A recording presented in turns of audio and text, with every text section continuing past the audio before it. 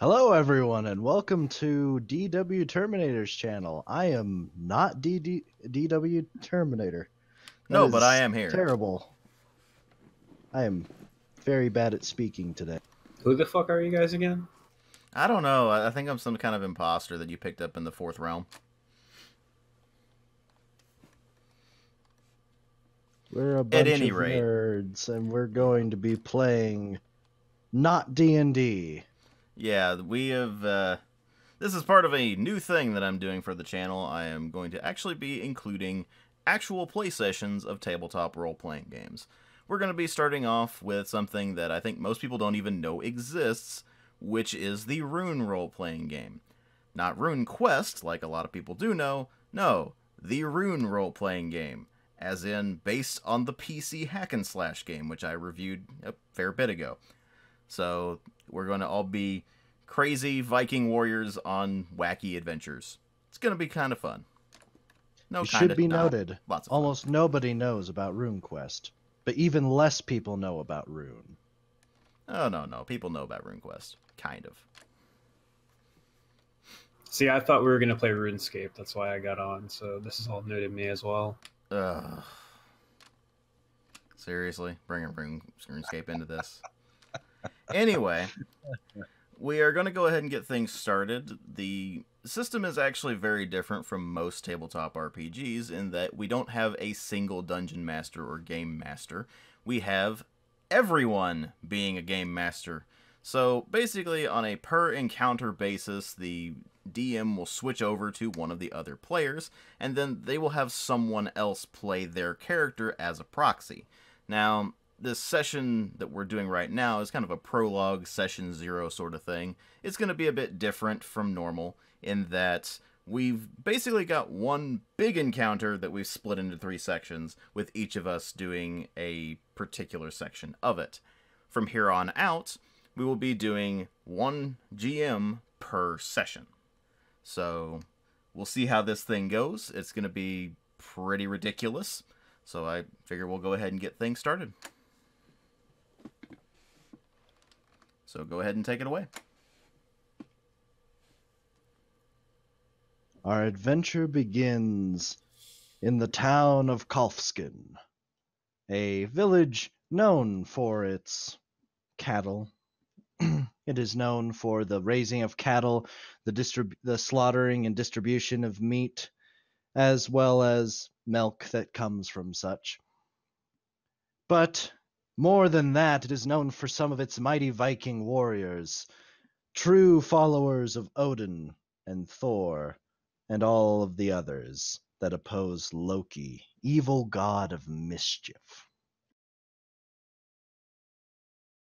Our adventure begins with a celebration.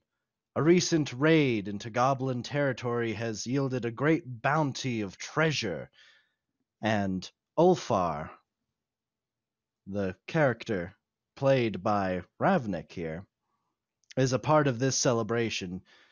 Ulfar, you take a seat down towards the lower end of the table where there's understandably fewer people. Few can match your appetite for the food, and you wanted to have as much of it to yourself as possible. You are a massive man, are you not? Quite. In fact, why don't you describe your... My name is Ulfar, and I stand 3 heads taller than any average man. I come from a distant village, not this one. I carry a war maul with me, which has been my best friend, and friends that are made of bone and flesh are harder to come by and a lot less useful an asset. I wear heavy leather armor because steel and metal is not up to my standard, nor have I acquired the means to acquire any. It is expensive. But my journey has led me to this village and to dine with these fine people whom I have respect for. As you look over the table, you can definitely see some of your fellow Viking warriors, many of them distinguished, a few of them newer. At the head sits the Jarl. He's a grizzled old man, balding head, and a beard that trails all the way down to his knees whenever he stands. He, however, should never be mistaken as a frail old man.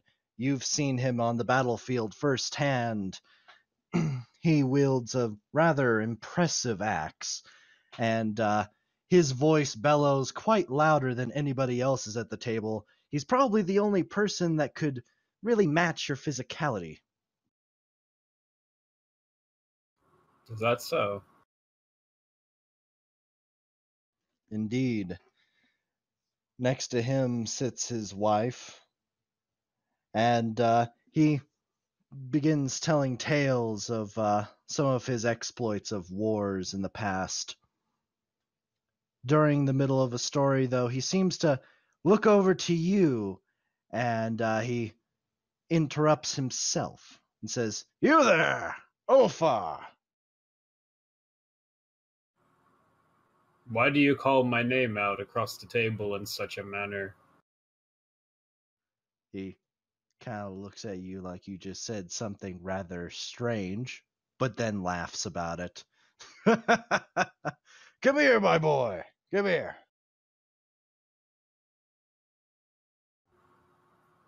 I will not refuse company with such a jolly and friendly person. So you begin to move up across the long hall.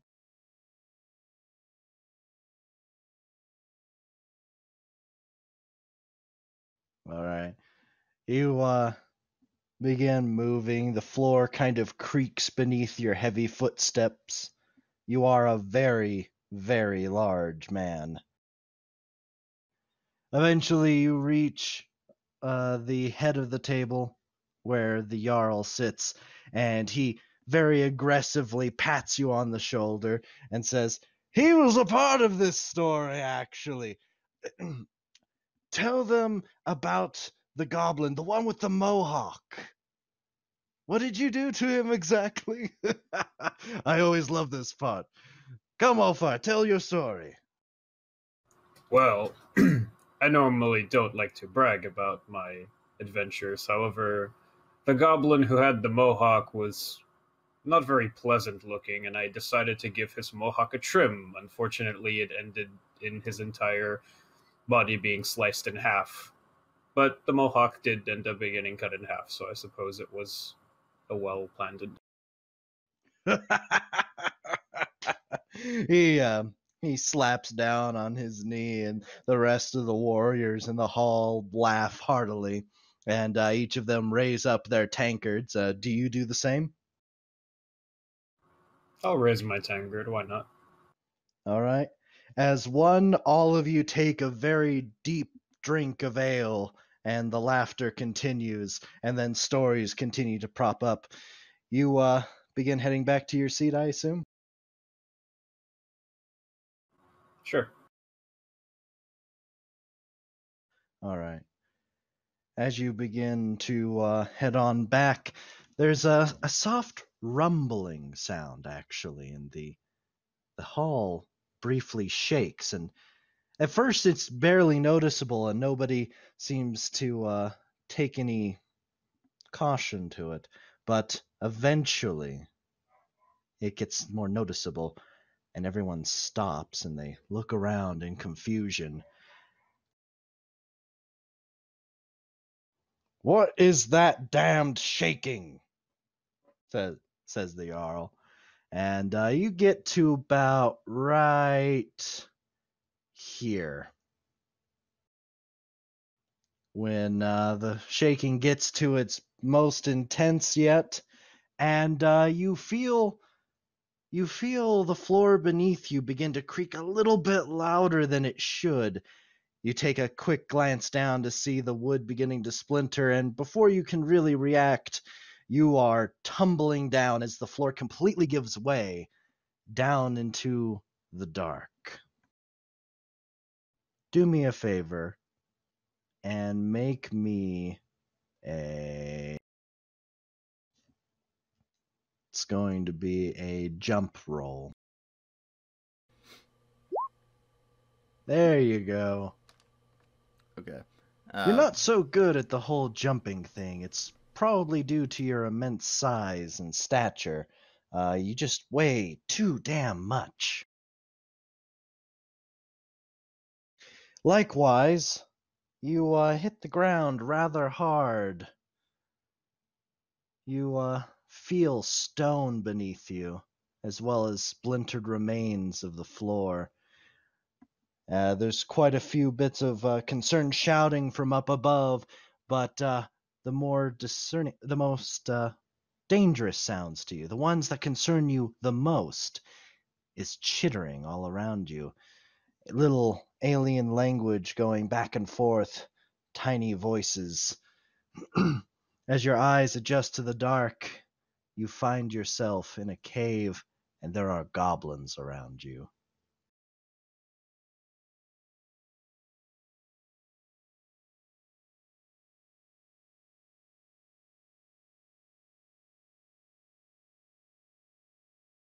One moment.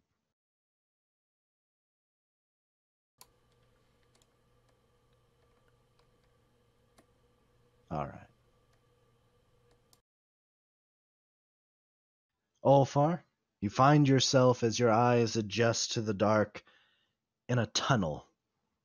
There's rocks strewn about everywhere, some wooden planks here and there broken from your weight. And there's many goblins, some of which have been crushed under the rocks or have been stabbed to death with the wooden planks. You get up and you kind of you hear some bones cracking, and you find that you have actually landed on top of a goblin, and it has not survived your fall. You take 10 points of damage, ignoring armor. Oh boy. The fall has hurt you rather badly, but you're big, you're tough, you are a man amongst men. And all around you, you can see these very, very poorly dressed goblins. They definitely look like they're in the lower rungs of their society, and each of them have tiny, very ineffective looking picks, probably that they've been using for digging. Each of them look to you in surprise and don't seem to know how to react. Roll for initiative.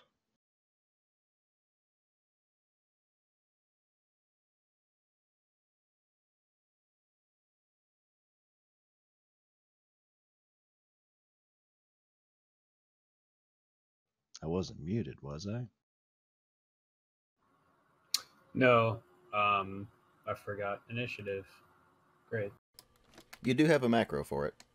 That is just going to be a 1d10 plus your initiative rating, which should be under your attribute.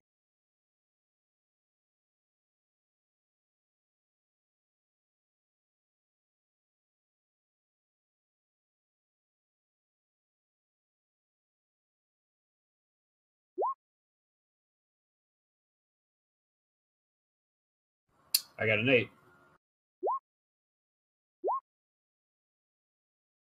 Well, one of them seems to be on their game.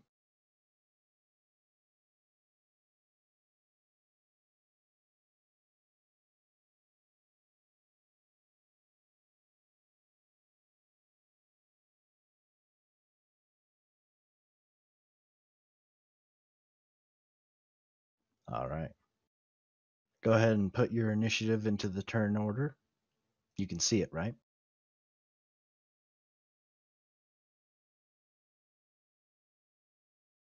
Yep. Got an 8.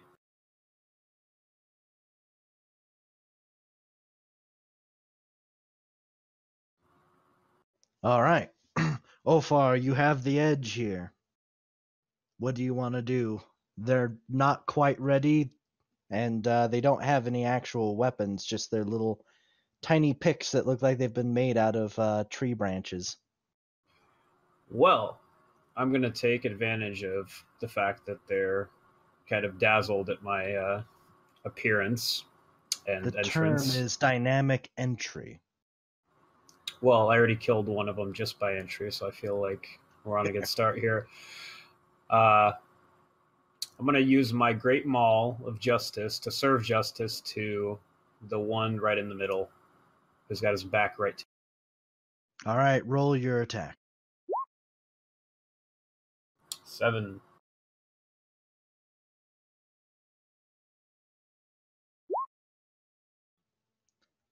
Despite your very poor performance for yourself, these rock goblins are just nothing compared to you. Well, What's that's the how it's damage supposed on to your be. weapon? I will tell you in this.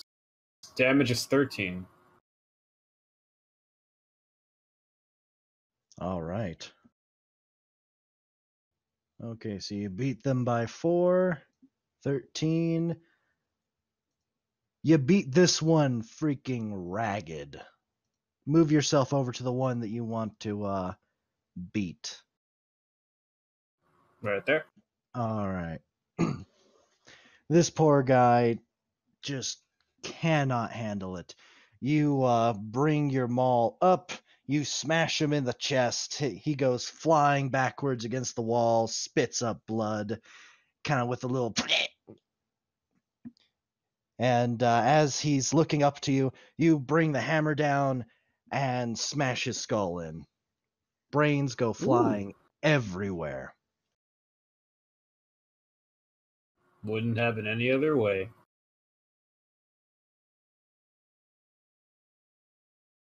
He is very much dead. You can feel the power of Tyr flowing through you, Norse god of justice, among other things. Well, there's no time to rest. There's 2 more left. Indeed, and they're coming right after you.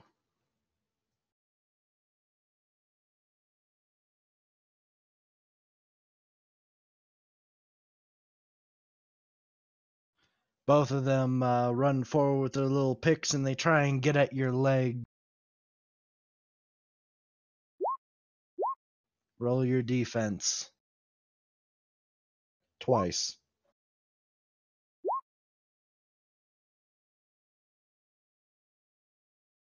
You have failed me.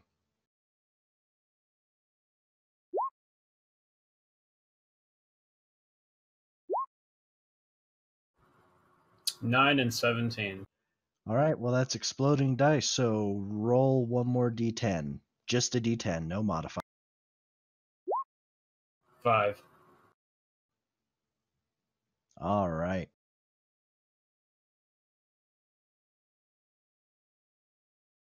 This goblin is not having a good day because you get to do a counterattack. Ooh. The first one runs up to you with his little pick, and he goes, and he swings up at you. You, however, just kind of backhand him across the face, and he gets stumbled backwards. The other one comes in to try and get at your chest, and you get to swing right back. Roll your attack. 9.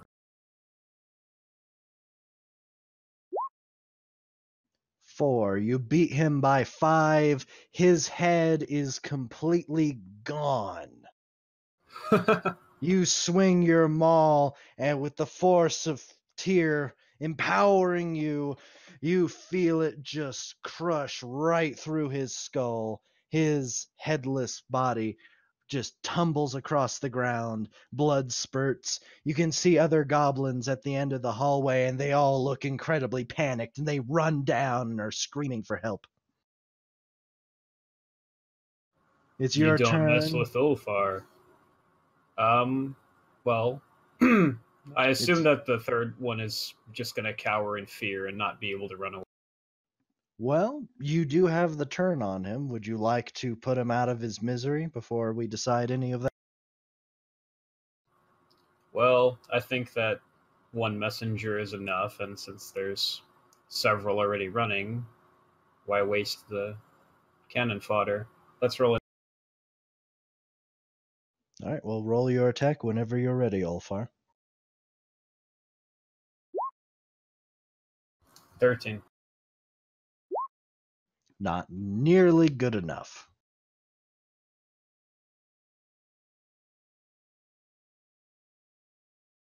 All right.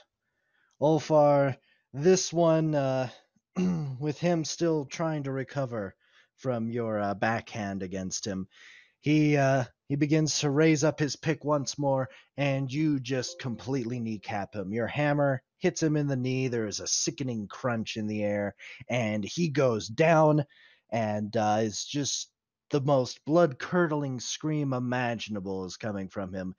You don't much like the sound. So, with a quick jab to the back of the head with the pommel of your big, giant fuck-off hammer, you put him out of his misery. Damn. So that's Ulfar 4, Goblins 0. So, Alright, so Ulfar, I'm gonna make my with your- way. Huh? well, hold on, Ulfar. As you finish off your last opponent, you take a bit of time to get your bearings. You look around, you only see dark tunnel. It's very, very difficult to see. The light shining down from the long hall is all you really have here, but thankfully it seems to dissipate through the tunnels just fine. Speaking of the entrance of where you fell, as you listen, you can actually hear the sound of swords clanging. You can hear goblins yelling as amongst the Vikings. It seems that there's goblins upstairs as well, but the hole is too high for you to climb back out of. Well, I guess the only way is to keep pushing forward in. All right. You continue forward. The path down east. Yep. Excellent. As you turn around the corner, you can see quite distinctly the rest of the tunnel up ahead, though it just seems to lead on into more chambers. More pressingly, just in front of you, you find that one of the miners has managed to get a hold of a warrior.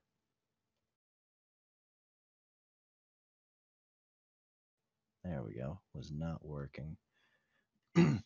And a goblin that is More actually meat. clad in armor.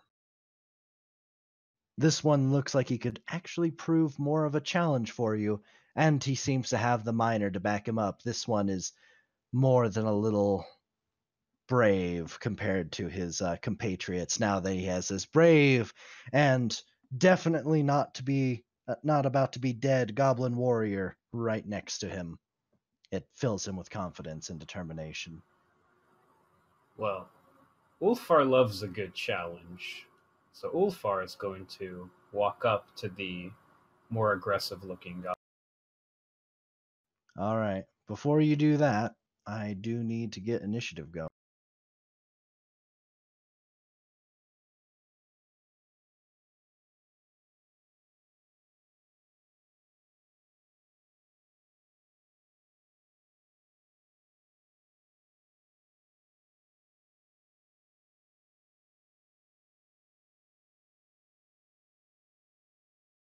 Oh, this one's feeling speedy. Why don't you re-roll yours as well? 9 again, or 9 this time. Excellent.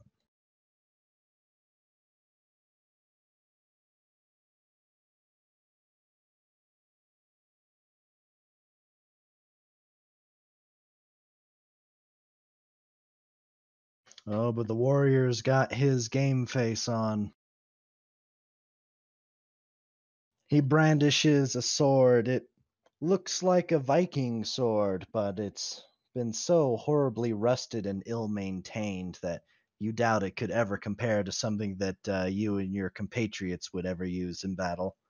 Still, it does look rather painful. He rushes towards you and swings right for your head. Too bad my head is 2 heads above his. Well, he's got some strong legs on him. He's going to be jumping up at you. He's going to try and pull off a David and Goliath here, though with a sword instead of a sling. A little bit more practical.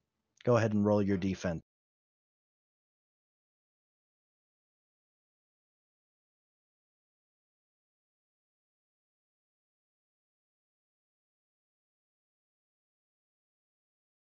Ooh.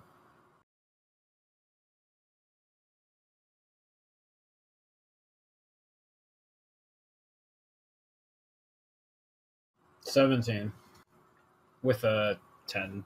So, do I double or not in this case? Go ahead and roll your extra d10. Oh, God. All right. You have a total of 18. He has a total of 9. So you beat him by about 9. He swings his sword in against you, and you bring up your hammer. The haft of it just blocks the sword. It kind of digs into the wood a little bit, and after a little bit of struggle, you push him off, and he stumbles backwards and quickly gets back up to his feet. Then then it's your turn, I believe. Yes, it is your turn. Because I blocked? Because you didn't change your initiative. Did the miner go? The miner goes after him. Oh, right. They had the same initiative. Never mind. Yes. He just forgot to change it from 8 to 9. No problem. All right. I swing my great weapon at the goblin warrior. 11. Will his mighty shield protect him? Not quite good enough. All right, you said that you have a base damage of 13, yes? Yes. All right. Well, after all calculations go into that, that's going to be a 13 plus 2, so 15. 15 damage, but some of the armor that he's wearing helps protect him, so it's just 13 damage altogether. Oh. That's such a small amount. You smash your shield, or you smash your hammer. Wow. I smashed my You really shield can't. against his head. Your face is your shield. Always. Yes. Anyways, you bring the hammer down on him, and he brings his shield up to protect him, and to his credit, his arm probably should be smashed to pieces, every bone broken, but the shield is really mitigating a lot of that. And you are chipping away pieces of rotten wood from it. But at the end of the day, he is still quite alive. Bah! What a shame. Then the miner rushes forward and tries to shank you using his pick.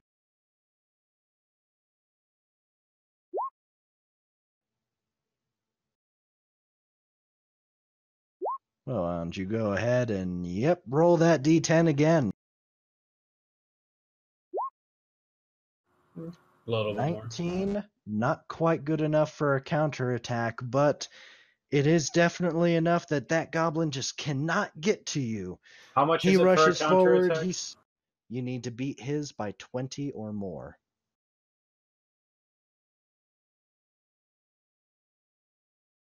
For every 20 that you beat his roll, you are able to counterattack.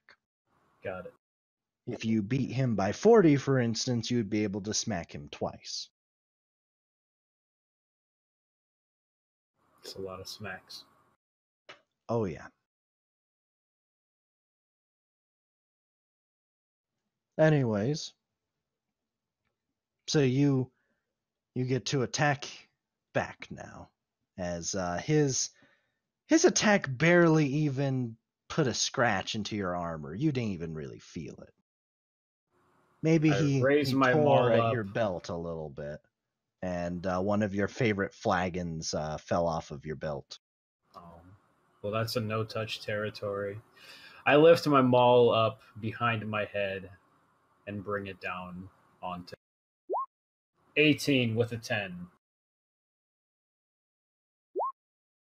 So that's 24 total. Just as an aside, there, you actually, because you rolled it with exploding dice, it automatically factored in the 2. Yeah. So you rolled a 10, That's and then an your 18. second die was a 2. Oh. Yeah, just for whatever reason, your defense rolls don't have the exclamation mark on them to make them exploding. And you were attacking the warrior? Oh, I was talking the smaller one. Okay. Well, he is really dead. I don't even need to roll his defense. You kind of get into a gulf swing for him, and he goes soaring across that tunnel. You think you might have actually ripped an arm off of him. There is blood all across that tunnel.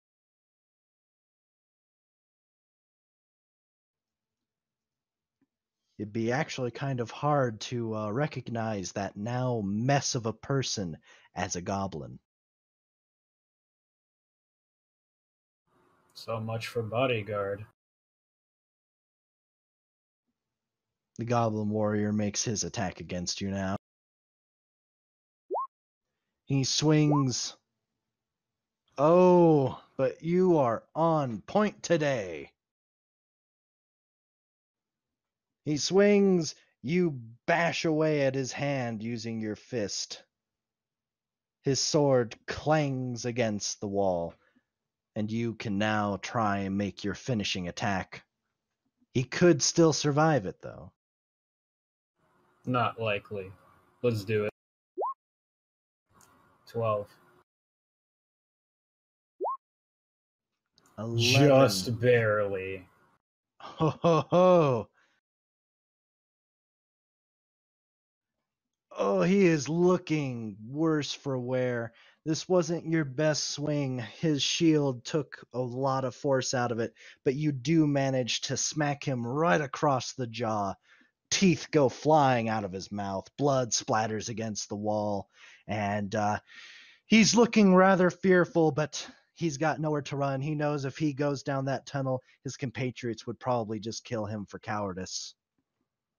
So he stands his ground, and he's going to make one last ditch effort, try and stab you, shank you good with that rusty sword of his. Oh no, not the rusty sword. Oh, gods. I haven't been using the exploding failure, so I'm going to do that right now. Oh dear, okay, he has a total of -1. Well, I have a total of 8, so I don't know how to get a negative. Well, I guess. But looks like he's shit out of luck. He fails rather miserably. You don't get a counterattack, but you've disarmed him.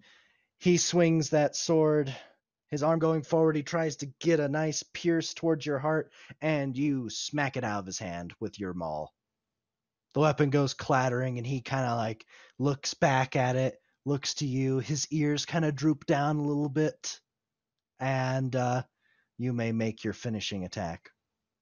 Do you want to describe it? I'll leave that up to you. You're better with words than me in this case.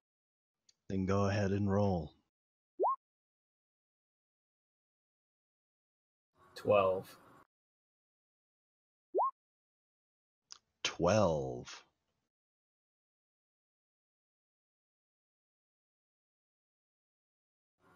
Does he grab the sword in one last feeble attempt and block?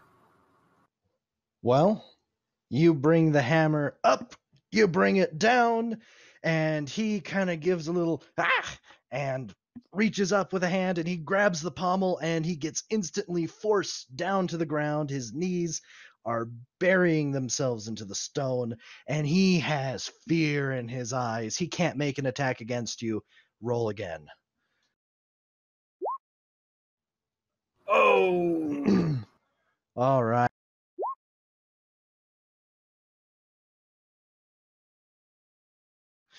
You kind of give a big snarl and you probably give a war chant of some kind.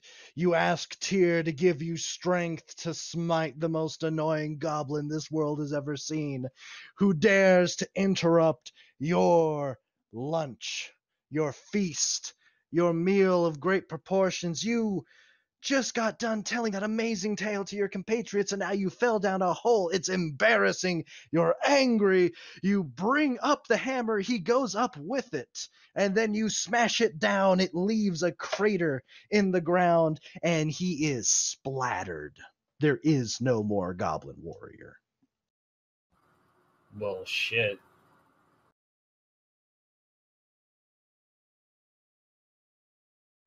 It's a really good feast, but it has been interrupted, so everyone must die.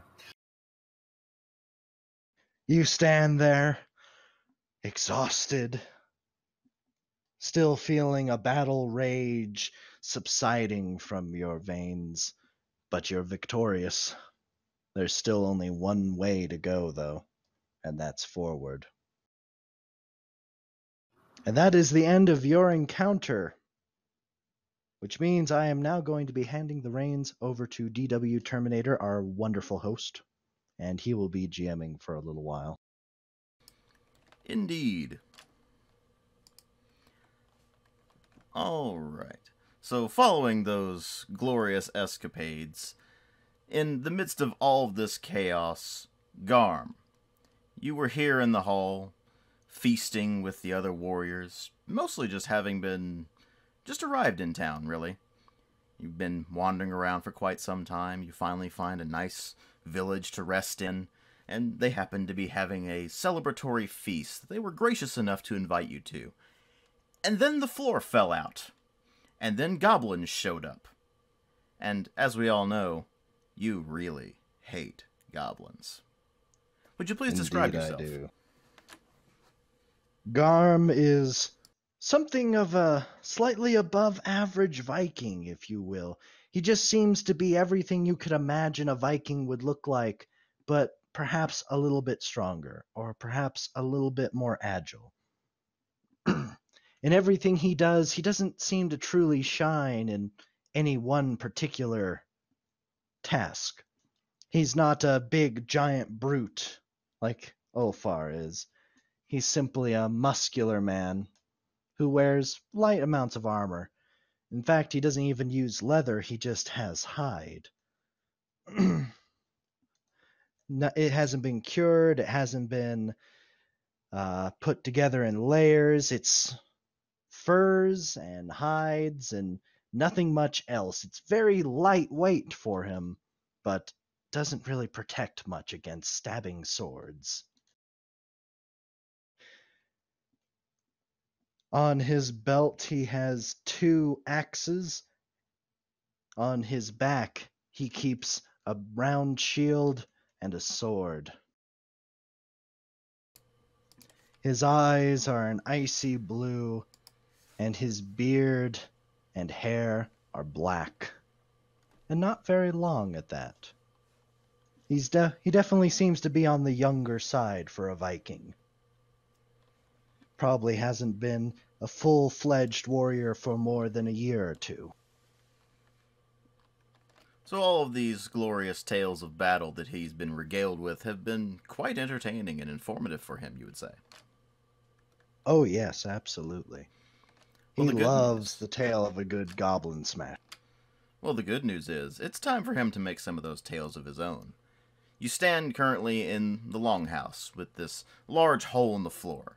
You hear the sounds of battle from really all directions, especially from down below in that hole. But what would you want to do?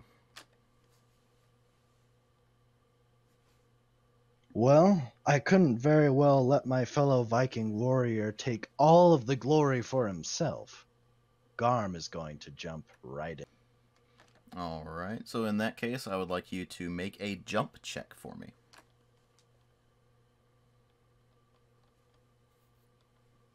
And a jump check I shall make.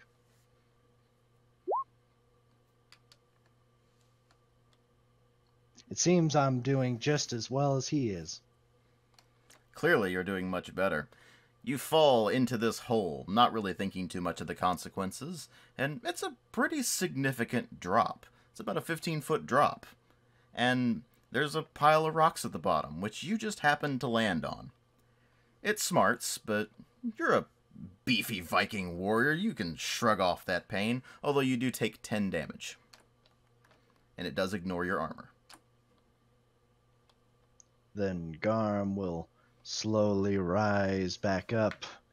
He will dust himself off, kind of check over the now slightly bleeding scrapes over his legs. Looks about at all the carnage. Well, seems I've been missing the action. Indeed you have. There are quite a few goblin corpses, or really what's left of goblin corpses in some case, strewn about. You've seen some have been crushed under the falling wreckage. You've seen that some have clearly been smitten by some sort of warhammer. And there's darkness all around you. It's difficult to see, but the light from the hole is illuminating somewhat. And you are able to see that the path does snake around to your immediate right. Well, by Odin's frosty beard, this will not do. I'm gonna need to carve me out some new names. Ulfar, you down here? I'm going to begin to travel. I'm gonna start traveling down the tunnel. Alright. You may make all of your movements yourself. You should have your token there now. Yes, but I don't have control of him, it seems. Nope. Let me fix that for you. Hello, and welcome to DWTerminator's channel. We are currently suffering from technical difficulties. Please hold up. You're fine. Go ahead.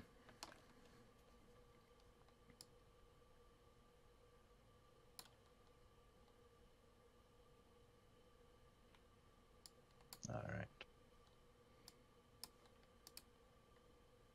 I'll look over at this very gory mess right here. Pass by. My boots probably get a bit wet. Oh, they definitely do. Garm, is that you? Ulfar! You big bastard! You kill all these goblins yourself? Well, they didn't do that themselves, did they?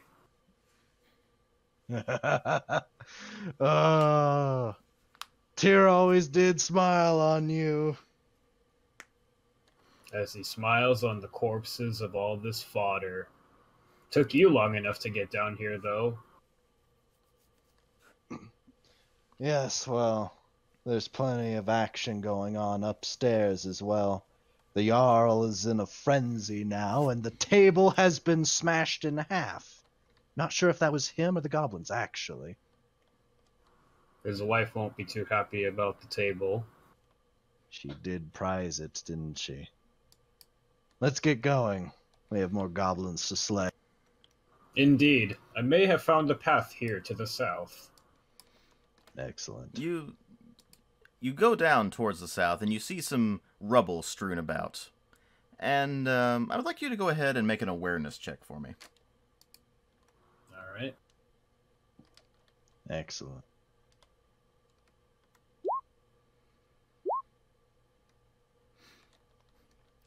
You know, it's just too dark for you to really see appropriately down here. So you just keep looking around, you see the rubble, you see the cave walls. You can hear something, but you're not sure if it's from behind you or ahead of you or whatever the case may be. Go ahead and make another one. Make a what? Make another awareness check for me.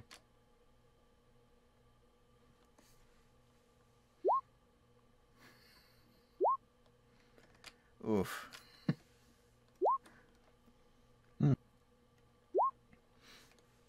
So my total for my awareness check is a negative, looking like 21? Negative 21. Your eyeballs burst out of your head. The blood spraying out in the front of you. All over Ulfar, all over the wall. No, I'm kidding. So, Are You you guys are blind, just having cousin? you guys are just having a really hard time finding your way here. It seems like what you've encountered is solid wall, but as you continue to look around and touch things, you find that some of it crumbles away. There may be something that used to be a pathway there, but it looks like it might have collapsed. You can certainly try breaking through if you'd like. Nothing stands in the way of me and my hammer. I'll clear a path, cousin, since you are clearly struggling and seeing 2 feet in front of you. Who said that? The goblins, cousin. They mock you. Indeed they do. If you would like to break through the wall, that would be a strength check. So you would roll a d10 and add your strength.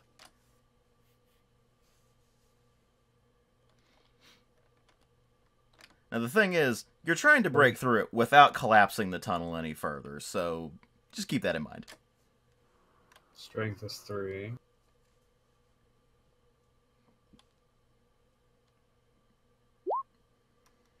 Oh. Oh dear. So you try to break through that's seemingly soft earth there. And, well, you do manage to get through it, but as you're pushing through, you hear a rumbling around you. And you hear some stones start to dislodge. And Not again. indeed, Who said that? as you push through, you certainly break through that wall, but you take a good chunk of the cavern with you. And it falls down around both of you.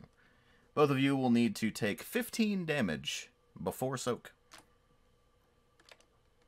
You can, of course, apply your soak to it.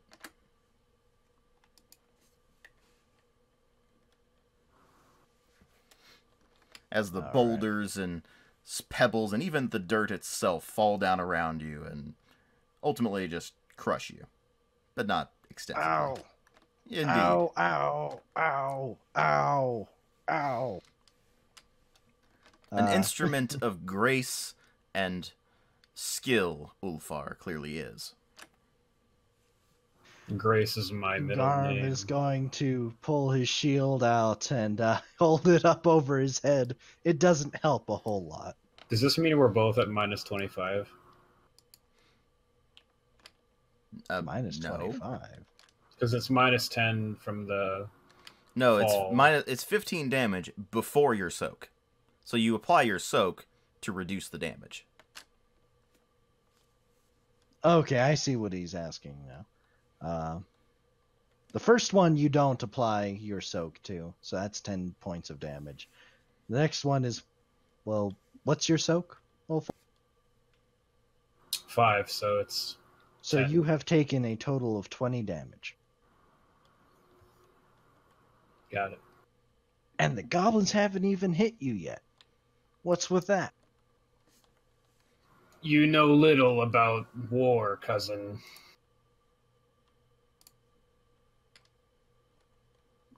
Just get in there, you giant person. Just... Well, as you force your way through, he barely makes his way through. indeed, Hits him on the head. Ow. you force your way through the dirt and rubble, and it's not a pleasant feeling as those rocks continue to pelt you on the way through, but you do manage to make your way through, and you find that it was clearly a path that had been there until the ground had started to rumble, and, well, bad things happened.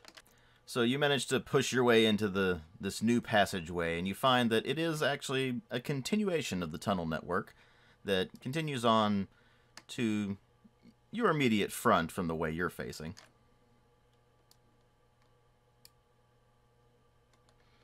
It's difficult to see in front of you, of course, it being so dark, but you do see faint hints of light towards the far end of where you're going. Is it possible for me to get a torch going? Do you have anything that could be constituted as a torch? Well, there's plenty of these pickaxes that we could use for the sticks. Get a bit of cloth. Light it on fire. I would say, let me see here. Garm, there is no need for such atrocious and simple-minded instrumentation. Let Who us said venture that? forth. Just for kicks and giggles, go ahead and make me a... Let's make it a repair check, just for the hell of it. Alright. We'll see how well of a torch you make here. Not bad. Well, not bad at all. I'll say that, given that you're just making something quick and dirty and not really trying to make it long-lasting or anything like that, you do manage to make something resembling a torch. You just pull some scraps of cloth from goblin corpses and grab one of their pathetic picks and just knock the head off of it, wrap it with the cloth, and then just hit it with your flint and steel until it sparks and flame. Alright. And, I guess I'll just kind of find a way to attach it to my shield. That's not going to be something you're going to be able to do. Damn. But you can certainly drop it and grab your shield if you like. I'll have my sword in its scabbard, and I will have my shield out in one hand and my torch in the other. And when combat starts, I'll just throw it on the ground. Fair enough. Well, with that torch, you do manage to light up the tunnel here a bit better. Let me go ahead and reveal more of it here for you. And you can see that it does open up here. You do hear some familiar chittering. Some familiar... as you continue on further. And you come across... He has much better goblin Is that sounds your than wife, I do. Garm, we hear? She made it down here along with us. Couldn't keep her hands off of you. I haven't found a woman that could best me in combat yet, so... Aye, No. but she could best you in bed, though. Well, anyway, as you move into this more open area, you find that not only are there goblins, there are quite a few goblins, and they're around a sort of makeshift mining camp of sorts. Clearly, it's where they've been staging those pathetic goblins that you encountered earlier that were pathetically easy to dispatch. These, on the other hand, look a bit tougher. They look a bit more well-fed, and certainly better equipped. Like they're more Oh my. high up in the goblin hierarchy. I'm going to need you all to roll initiative.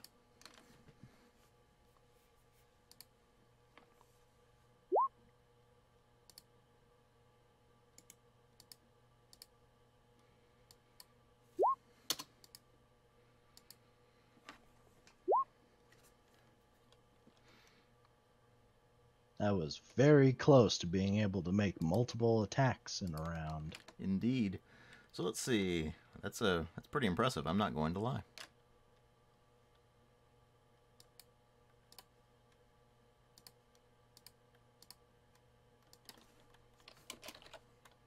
So Ulfar has an 18.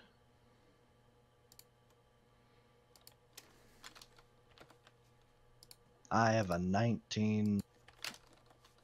Ulfar needs to actually change his initiative. I went ahead and took care of it there. Alright, now I need to roll for each of these guys.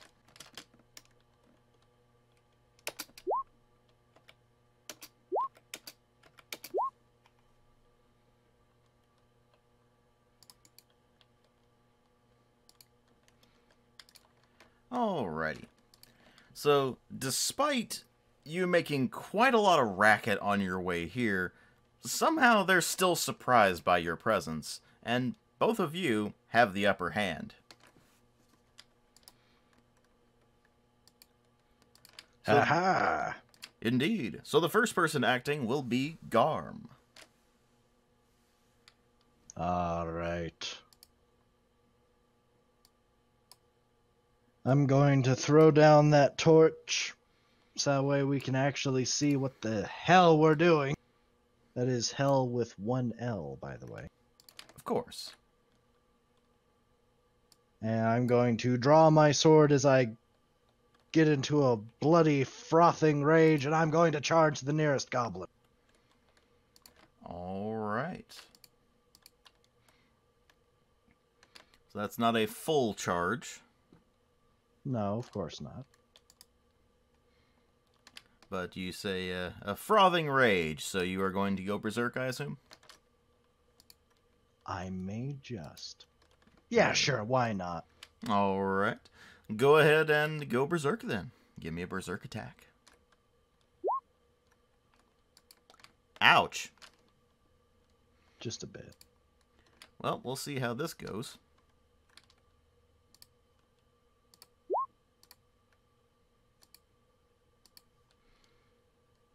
Not very well for the goblin. No, not very good at all. So let's see. That is what is your weapon damage? Damage is 8.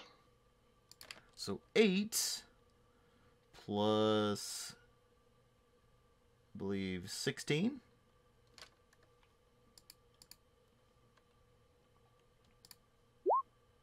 That is correct. All right.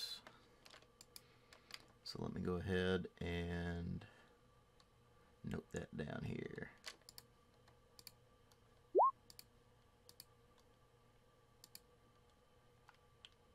That should, in theory, be 24 points of damage. Indeed, Scarm it rips is. 'em. Scarm rips 'em good.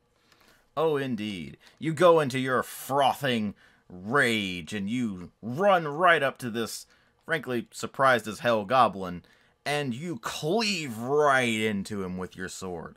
So much so that you're surprised he's still standing after that, because he's got his guts basically spilling out of him at this point. Well, he's still standing. He does.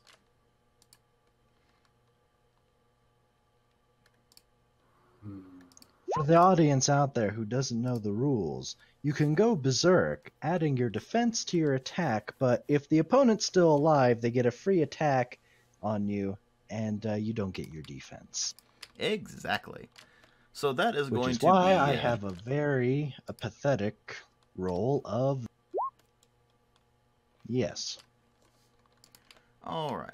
So that is going to be... Let's see, that beats you by 5. So that's going to be 9 damage to you before soak. I'm not looking so good. This is the danger of berserk. On the bright side, it hurts like hell, and it's almost unblockable. Pretty All right, much. there, guts. So he probably, like, reaches up with the spear and stabs me right into the chest. That's pretty much exactly what happens. You slice through his gut, frothing, screaming in his face, and despite the absolute agony he is feeling, he just sticks his spear out in front of him, hoping to hit something. You, of course, not really caring too much, take it right in the gut. It is very unpleasant. Garm spits up a good amount of blood onto his beard. Indeed.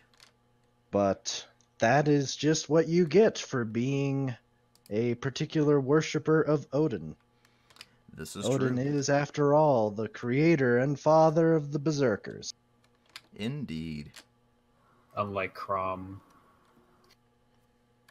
So, I take it is my turn now. It is indeed your turn now, Ulfar. I chuckle at Garm's predicament, seeing as how he's a big boy and can handle himself. I think I'm gonna make a charge for the goblin on the southern end of the cavern. The far southern end? This one will make just nicely. Alright. Go ahead, and would you like to go berserk, or would you like to just do a normal attack? I don't think I can go berserk, but I'll do a normal attack. You I feel like can that's go good. berserk, but... You can only go Your berserk defense if your hit point total is at least 21. I'm alright. I'll do my regular maul swing. It's been Very well. very handy. Make your mighty warhammer swing. Ow. Oh no. Something Oh, went no. wrong. Something went very wrong.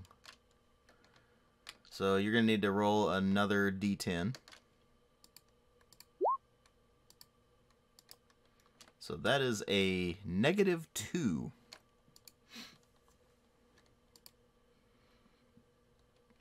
Let me just Well, check then something let's here. just hope that that goblin doesn't get an 18. You never know. Nope, not an 18. Close. Indeed. So let's see, that... Or no, wait. Sorry, that was an attack.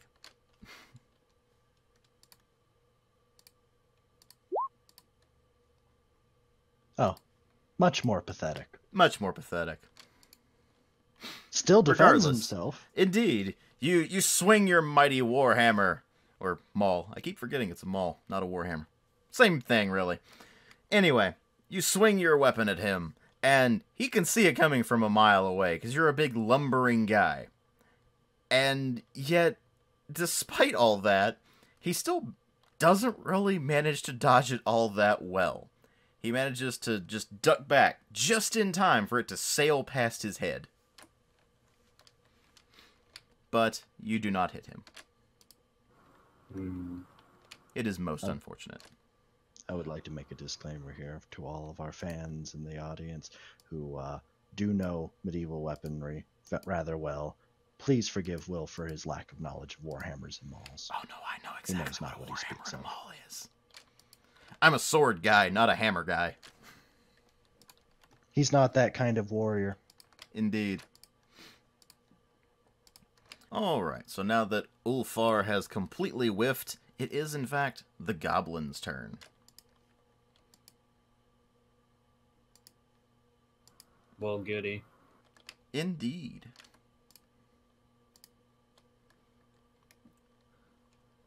Which goblin? So specifically, it's the one over here next to the fire, yeah. And He'll be attacking me if he's not yeah, it looks like he is going to attack you. So for the viewers at home, the way that foes attack is actually different from the way that sentient characters attack. So I was having to determine that from a handy-dandy flowchart. Yes, we have a flowchart that tells us exactly which person the enemy is going to attack. This is true. So he's going to run up to Garm, seeing that Garm has nearly, well, not nearly, he has straight up eviscerated his buddy over there, although the buddy is somehow still standing. And he is going to take one mighty strike with his spear at Garm.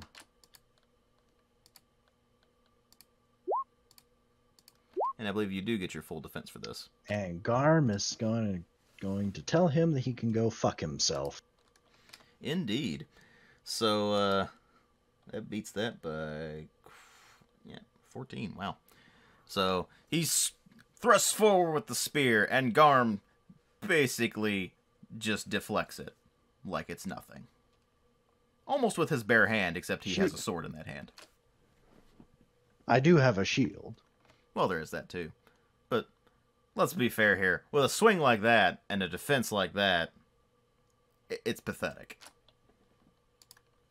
I probably just yelled at the goblin, and the goblin like stopped mid-strike and went, "Oh, oh." Yeah, pretty much. That sounds about right. So, next we come up to this other goblin over here, who is very close to the behemoth of a man who has just charged over and tried to attack his buddy. He will be doing a similar motion. Uh-oh.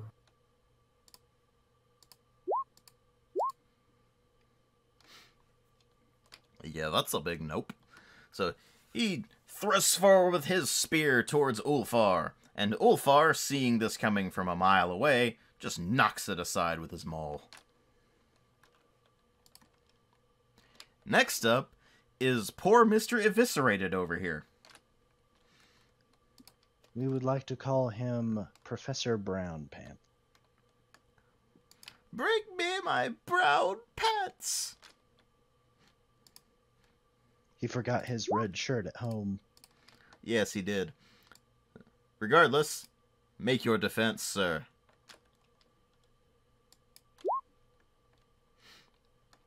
Yeah, no. That cleave through his gut took pretty much all of the fight out of him. He thrusts forward with the spear, but there's no weight behind it. There's no strength behind it. And you could easily just knock it aside with a finger at this point.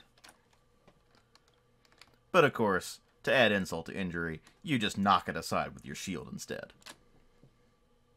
Of course. This other goblin, having just barely ducked under a massive maul that could have crushed him into nothingness with a single strike, feels invigorated and decides to thrust forward at Ulfar.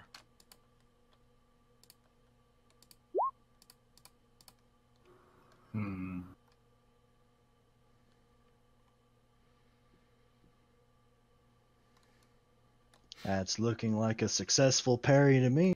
Yep, that is. Sorry, I didn't guess that it was rolled at exactly the same time. Anyway, so he's thrust forward with his spear, and much like the other one, you lightly knock it aside. These goblins aren't much of a threat. There. Garm, it is your turn. Garm is gonna keep the rage train going. And he's going to hit the one that he hit before. He's going for a full berserk, huh? Full berserk attack. Yeah, Beat no. him by 12. I imagine he's dead. Oh, he's very dead. How would you like to describe in how many ways you turn him into mincemeat? All right. Well, first, the healthy goblin is coming at me, He brings up his spear. Garm bashes it to the side and then kind of hits him with the shield. It doesn't do any damage, but it keeps him out of the way. And then he looks over at the wounded goblin, who has just a brief moment to realize how dead he is. As Garm brings up his sword, swings, there's blood splattering across the walls. He swings again, he swings a third time, and he swings a final fourth time. And the goblin is now a little bit everywhere. He is chunky salsa. A little bit everywhere, huh? There's some of him in the fire. There's a little bit of him on the back of Ulfar's head. There's some of him back in the tunnel that we came from, despite the fact that there's no possible way some meat went that way. He's just kind of... It's Schrodinger's goblin now. Basically. Speaking of... He's definitely dead. Oh, he's very dead. Now it's Ulfar's turn. You're semi-surrounded by goblins. Ulfar is pissed. He Good. missed his first strike. I swing at the one that I missed the first time. Very well. 14.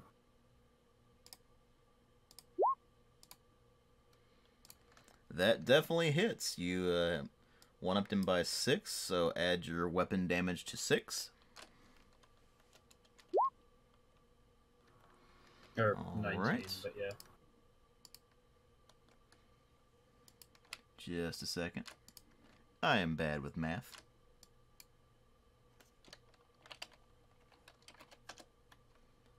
All right.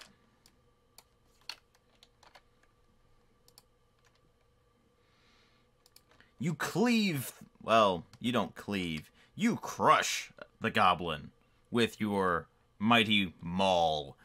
And while it's not enough to completely turn him into just mush, it's definitely enough to make him miserable. He's looking quite ragged.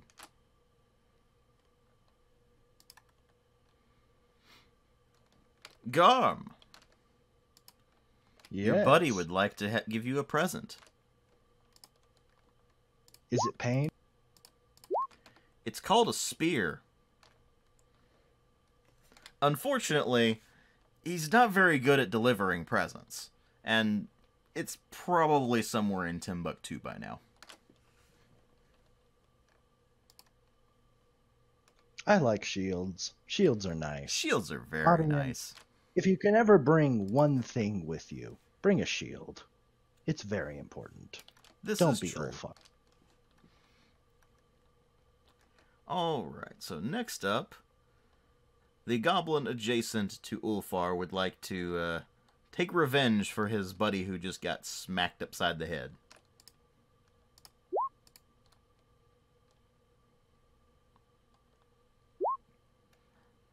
Yeah, that's a big nope. He's thrust forward with the spear, and you just kind of step out of the way.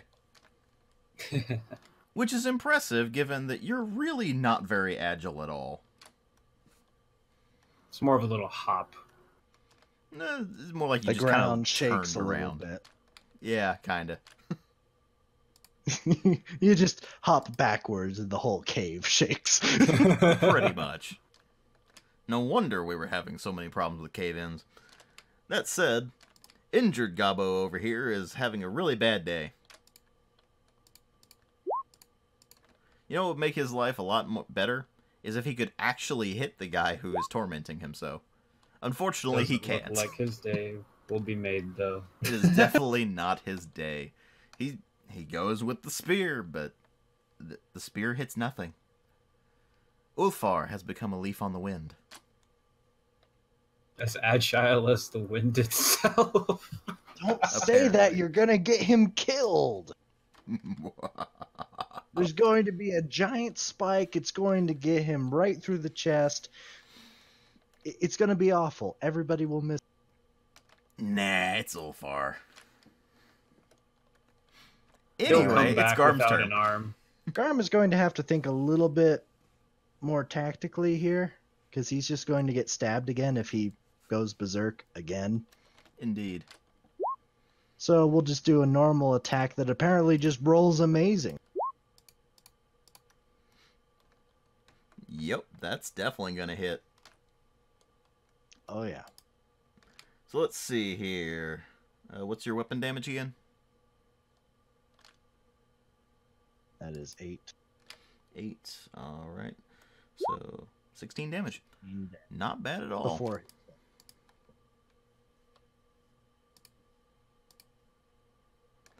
Not bad at all. Garm probably gets a good cut across the goblin's cheek and maybe hits him in the face with his shield. No, it's definitely more shield damage than sword damage. A lot of blunt force trauma to the head. He's kind of has to shake it off, but he's still standing. Ulfa! Yes. Figure out what you're doing.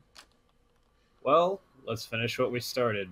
I lift my maul up in the air and swing at the guy who's half alive. Not really half anymore, but... Definitely not half. Ooh. Ah! Nope. You swing forward with that maul, and he can see it coming, and he just kind of jumps out of the way, just barely enough to have the hammer smash into the ground, sending dirt and stone flying. But you did not hit him. What a freaking legend, this one goblin who has managed to deflect not one but 2 of Ulfar's big hammer swing. Yep. That works out. Goblins, man. Too bad he won't live to tell the tale. That remains to be seen. Speaking of, Garm, it's your buddy's turn. Let them come. Yeah, no. Swing goes wide. You don't even really need to deflect it at that point, but you do it anyway just to annoy him. Yeah, I just kind of do that so I can get in real close to him and Give that frothy mouth grrr down to him. Indeed. Ulfar, he thrusts forth from hell's heart at thee. This is the guy to your immediate right as you're facing. No. Nope. You're pretty much just dancing around him at this point. Every time he stabs you do forward. another. I like to think he just kind of big hop. I like to think like he like swings, misses, and it's like whoop, whoop. You do another big hop, and we all come one turn closer to you murdering us all with an avalanche. Indeed. Where is my damage table for that, by the way? Oh, don't worry about it.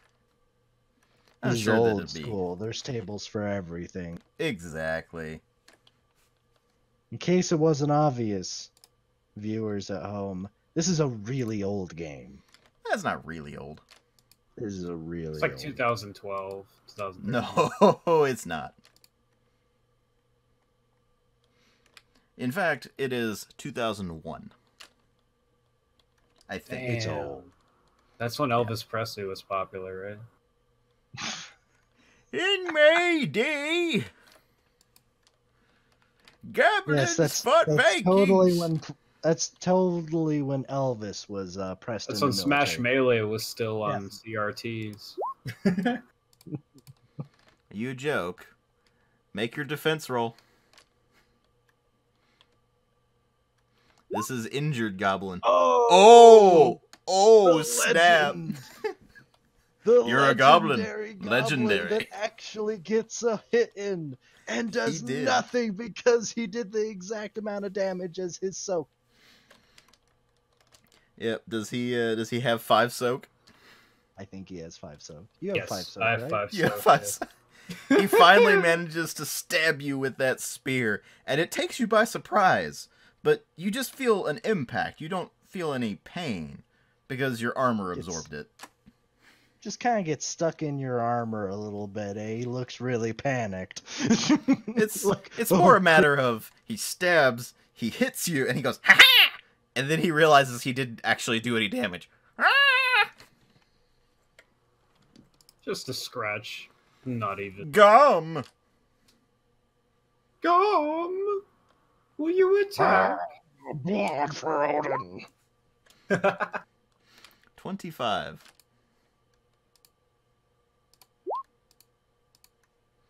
Nope. So let's see. That is, what, 22 damage on your part? 22 damage. Um, Is he dead? let me put it this way. You, in your frothing rage, swing your sword down. The next thing you know, you've got 2 halves of goblins sitting next to you. Perfect.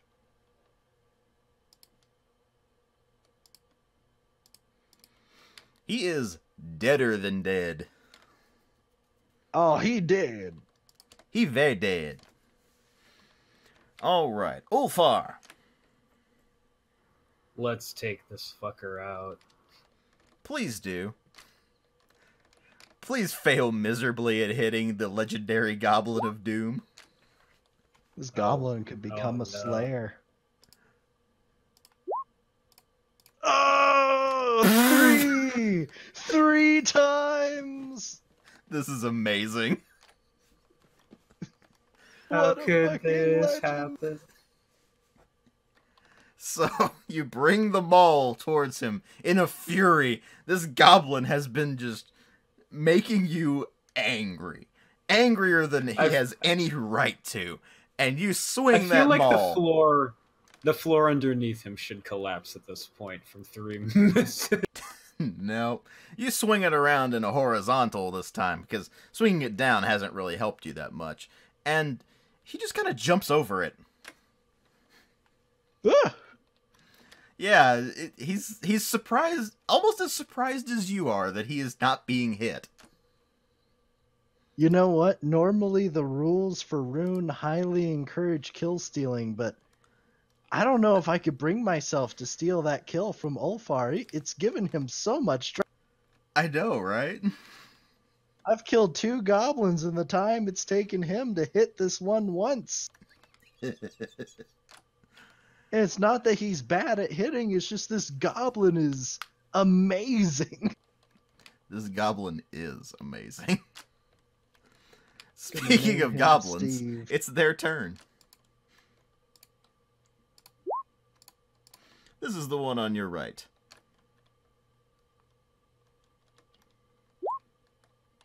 Ooh.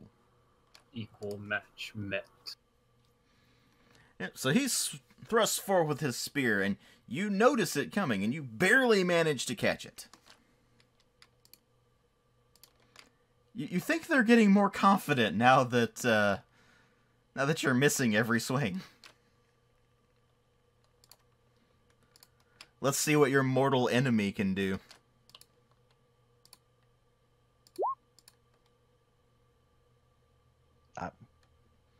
Damn. Oh. I'm not gonna lie, that was close. That's close. Your But you mortal hit him. enemy, this legendary goblin, thrusts forward with his spear, and you knock it aside with your maul. But that was a bit close for comfort. Just a little. Gum!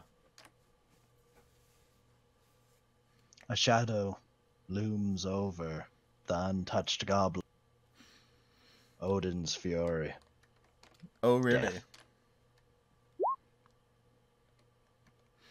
Standard attack, huh? Standard attack. Standard and defense. I'm glad I did.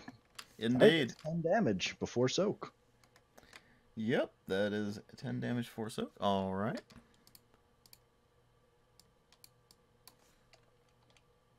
As Garm is going to apply some nice blunt force trauma to this. Indeed. You rush forward and bash your shield into him. And it does knock him aside for a moment, but he recovers quickly and goes, "Ha!" Ulfa! My mortal enemy will not stand. This is embarrassing. This is treason. Truly, Vikings just suffer from the ninja effect. This You were ninja- laying down that good old... This ninja. You were alone. Alright. So let's see. You did, what, 13 4 damage plus 4. 13. So 17 damage before soak. Alright.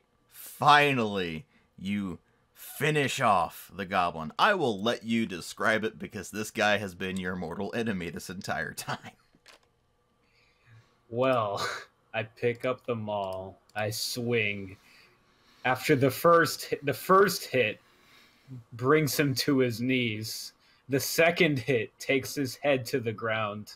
The third hit cuts him in half. The fourth hit destroys the rest of his spine. The fifth hit turns it into just a soup of blood and guts, bone, flesh. He's dead. I think that's it. So you basically turned him into a puddle of goo. To make sure that no one will ever know what went down in this case. Except Garm. Well, I guess that's it. Now you gotta kill Garm. I turn around and...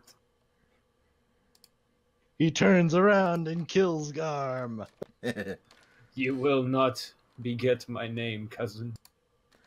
At any rate, this goblin recovers from being smacked upside the head by Garm, and just in time to have his buddy's viscera splash all over him. This enrages him even further. Garm! He thrust forth from hell's heart at thee. And no, you just knock it aside with your shield. It is now your turn, Garm. Let's finish this.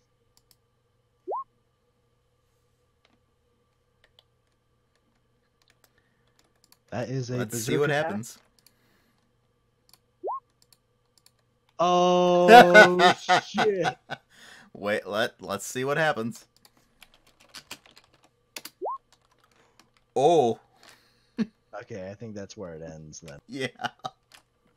So he That's has a a shame. 3 versus 26.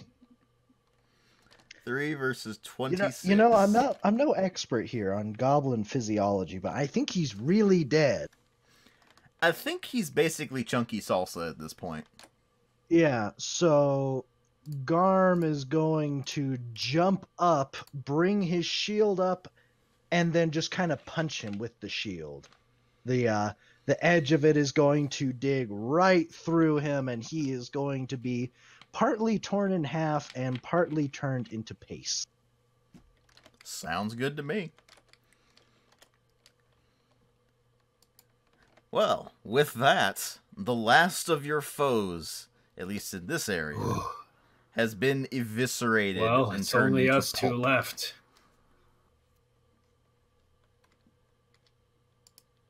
I approach you with open arms. He looks around, kind of looks at his bloody shield. Did I miss it?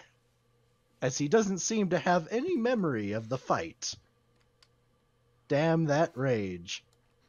Indeed. No, cousin, you did well. You helped me kill all 4 of them. But thank you for your effort. Aye, of course. Whew. How did my shield get so... He just kind of like starts waving his arm, his shield arm, and blood and viscera starts flying off of it. Ugh. Goblins are disgusting creatures. We should make our way to the top. There might be more of them to kill. I mean, our village must be in danger. We must protect it from more of these vile creatures. Speaking of making your way up, you do notice that as you take stock of everything around you, forward, continuing on the path that you had been traveling on, there is a slope upwards in the tunnel. Right. We must run forward. Come, Garm. We run through the cavern to the... Yeah, let's go. Well, as you continue through the tunnel, you find that it kind of snakes around here. We must be getting close. We should not linger.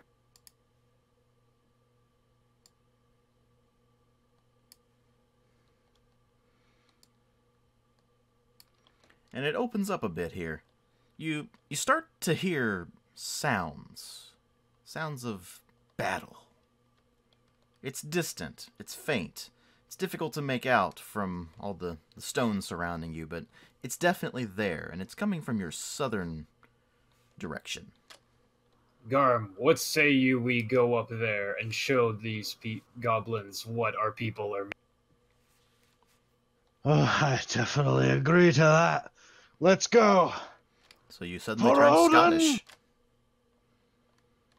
Did I? You kind of did there. Well, regardless, Apologies as you to the continue audience. forward. Sometimes my accents switch and I have no control. Yeah, pro tip, we're not voice actors. We're not very good at voices, but we do it anyway because it's fun. Good job, Mace. We may be nerdy, and we may really love pen and paper games, but we are not voice actors. This is true. Anyway, as you continue forward, you find that there's another section of collapsed tunnel. And amidst all the boulders and smaller rocks and dirt, you do find a few more smashed goblins, just crushed underneath the falling debris. And light streams forth from above you. It's a noticeable incline. And it's definitely strewn with lots of rocks, lots of dirt. So I will need you both to make climb checks to get out of this hole.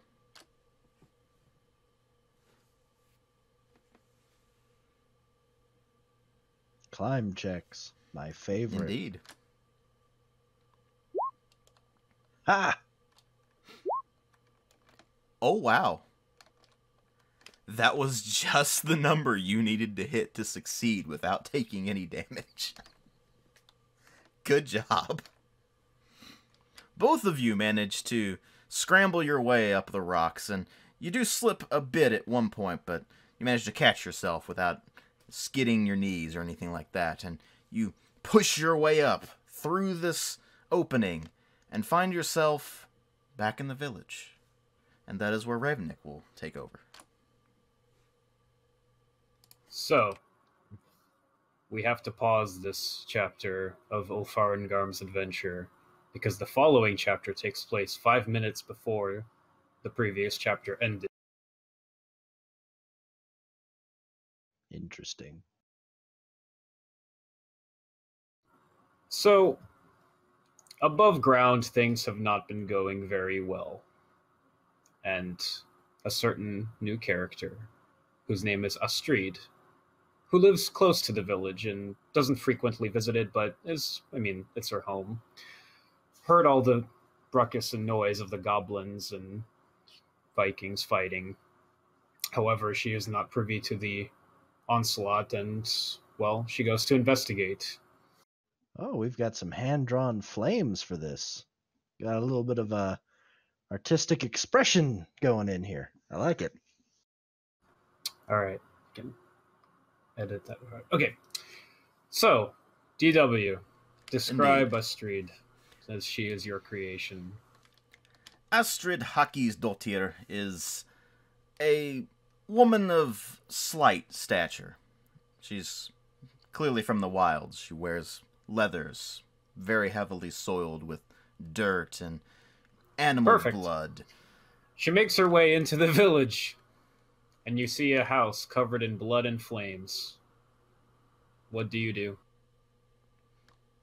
I see a house covered in blood and flames. I will draw my short bow, and I will creep forward. Okay, pause. You're actually muted. I thought you were making a joke about her not saying anything, but Derp!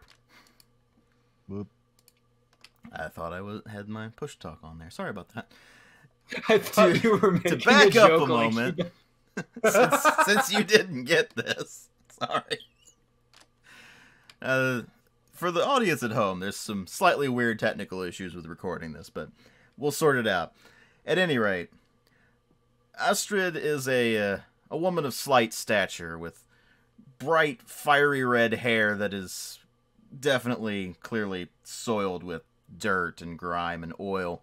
Her clothing consists of mostly furs and leathers, also quite heavily soiled between the dirt and bits and pieces of vegetation, and even some what looks to be dried blood here and there. Lovely. She has 3 large, jagged scars across her face, and a generally pretty sour expression most of the time. And she finds her way onto this scene here of carnage and woe, draws her short bow, and starts creeping forward to investigate. So I will go ahead and start creeping forward, let's say about here.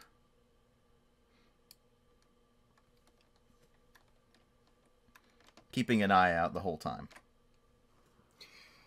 You approach the village, but the closest house to you is the most visible and catches your attention as there is blood splattered all over the doors and walls and even the window, and there's a flame going through the roof. Will you investigate? I will go ahead and knock an arrow, and again keep creeping forward, trying to keep to the shadows as best I can. If there's any sort of cover, then I will try to stay behind it. And so just keep making my way around to where I can get a better view, but I'm definitely not going directly up in there. As you approach the house, you hear a blood-curdling scream, the sound of blade cutting flesh, and from the door emerges, well,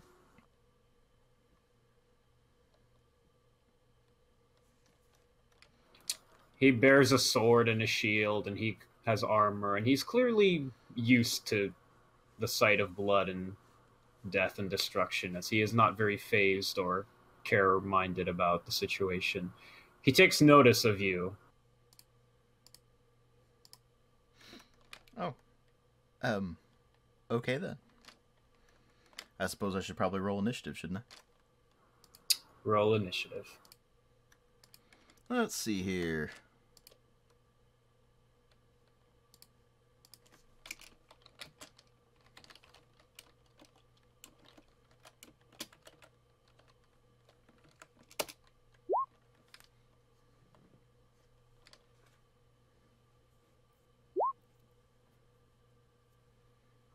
Looks like you have the initiative. Well, in that case, I will loose an Hold up. arrow at him. Hold up. We need the initiative box.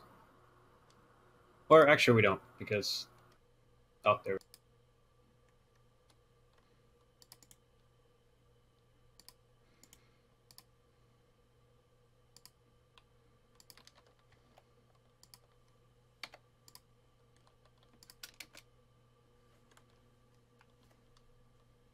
There. Alright. So you choose to attack? I do. So let me go ahead and get my thing pulled up here.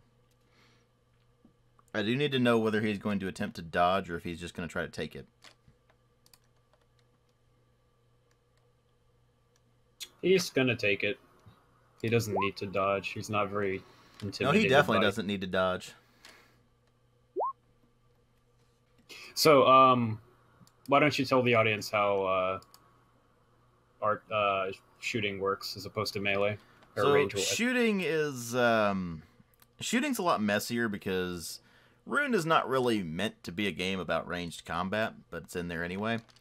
So when you make a roll to attack, you have to determine whether the enemy is dodging or not. If they're dodging, then you're basically making an opposed roll against their dodge roll. If they're not dodging, then you're making a roll against a flat difficulty, basically. And that basically means that you're rolling with whatever your stats are, -6 as the standard difficulty. Which is to say that So you're rolling missed against like my crazy. defense roll in this case, yes? Well, you said he was going to just take Or it, do I have so a I bonus? didn't factor in the dodge. I factored in the standard see. difficulty. You were wanting Will to explain it so you knew how to do it. Yes, you figured out my plan.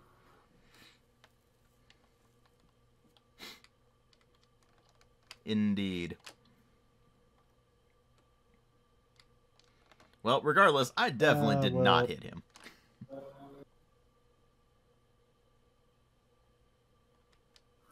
Did your mic cut out? I see Will. No, is still I did not hit him. Alright. Yeah. Even without the -6, you would have just barely not. Yeah. Which the -6 is only there if they don't dodge. Right. Alrighty. Well, the goblin watches you draw your arrow and fire it, and it lands into the house. It's kind of what he expected. He approaches You broke up there. you, drawing his sword, or rather swinging it around, working out his arm, and he attacks. All right. I guess I will attempt to dodge.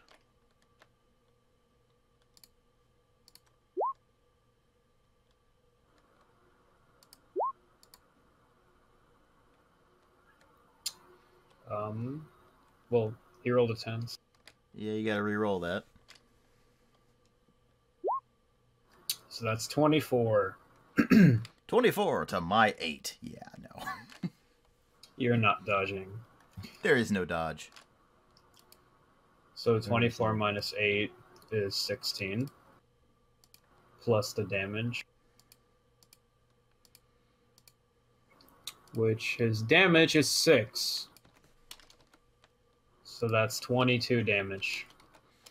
Ouch. That He slices you across the chest with his sword. Let's see here.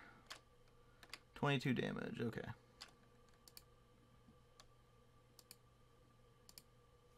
Hang on just a second. I gotta note it not down gonna here. lie, I'm wondering if Will can survive.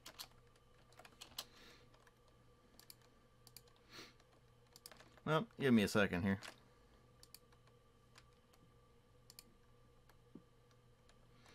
So he slices me across the chest. It hurts like hell. You had a question. I had a question, yes. What the fuck does the enemy roll for their dodging of missiles? Because they don't have a dodge score, do they? It would just be a defense roll. Yeah, that's why I asked, because I Seems noticed they rather didn't have a broken. dodge score. Yeah, it's just a plain defense roll.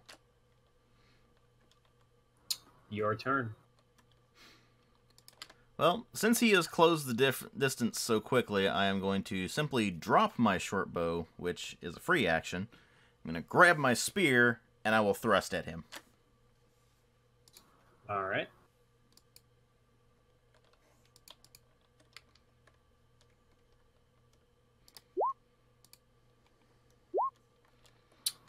Well then. The two weapons meet and collide and bounce off.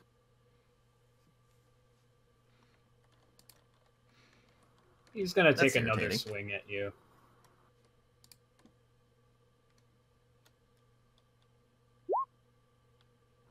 Oh, wow. Alright, let me get some defense going here. Apparently I don't have a bind for defense. That's okay. I will just do it manually.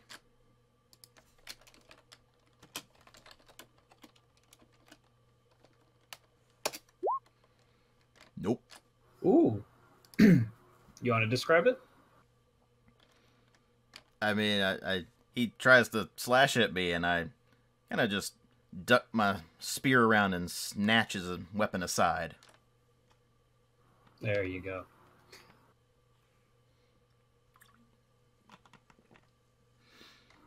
And with that, I will do the same thing I did before, but probably better this time. Hopefully better this time. Much better this time.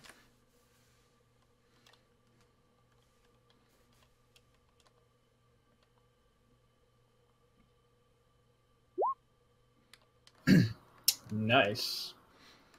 Alright, so let's see. My spear does 6 damage, so let's see. That is 10 damage before soak.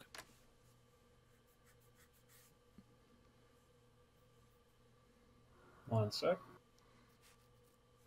His soak is 3, so you do 7 damage to him.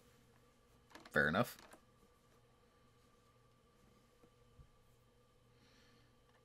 Yeah, fun fact, everybody. Astrid's not really that strong.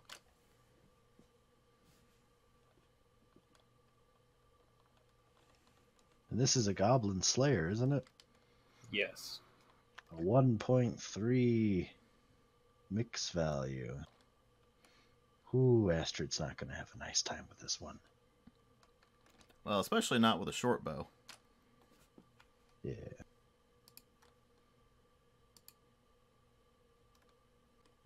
Alright, so you attacked. So it says so it's the Goblin's attack now, yes? Indeed. He's gonna swing at you. 13. Let me just double check this here. Okay. Nope. Ooh. His sword bounces off your spear. You were lucky. That's more skill than luck there. Well, he can't tell the Speaking of- difference. Oh, no, he can't. He's a goblin. He's kind of dumb. Ah!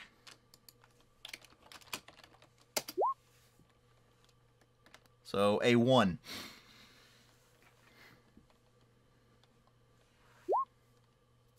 Ooh. Nope. I do not hit. He swings again.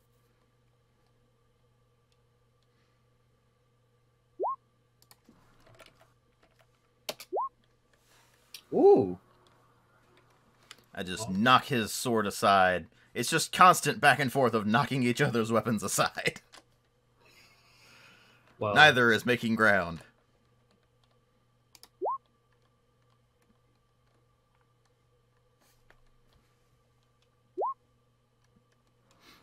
indeed. Well, this is awkward. Oh, wow. Is this just a whole lot of successful defense on both sides? Basically. Is that all this is turning into? It is. Pretty much. He's gonna swing one more Astrid, time. unleash your berserker fury and kill it, but probably don't actually go berserk. He'll almost certainly kill you. Yeah, probably. 12. He swings one more time. Nope. He fails. Well, as you two were Duel of the Fates. having this little mini brawl, the other goblins took notice of you. Well, Well, actually, that's several irritating. things. The other goblins took notice and started to, I guess, not really watch as much as just aggregate closer to the house. However, at the same time as the goblins begin to take notice of your fight, the two from our previous party emerge from the hole.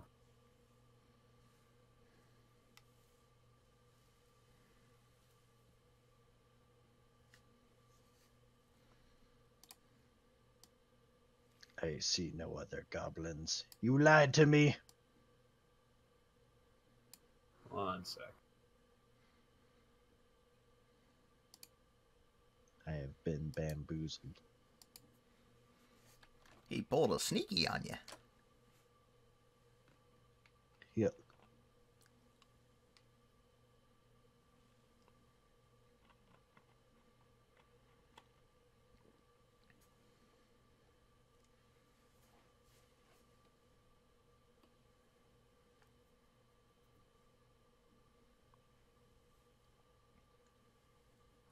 All right. So, Ulfar and Garm emerged from the hole to see an interesting situation. As you can see, the village is on fire and overrun.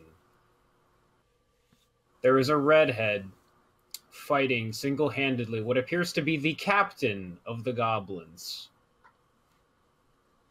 And around the village, slowly coming towards that particular area, are three more goblins who have already killed seemingly everyone else.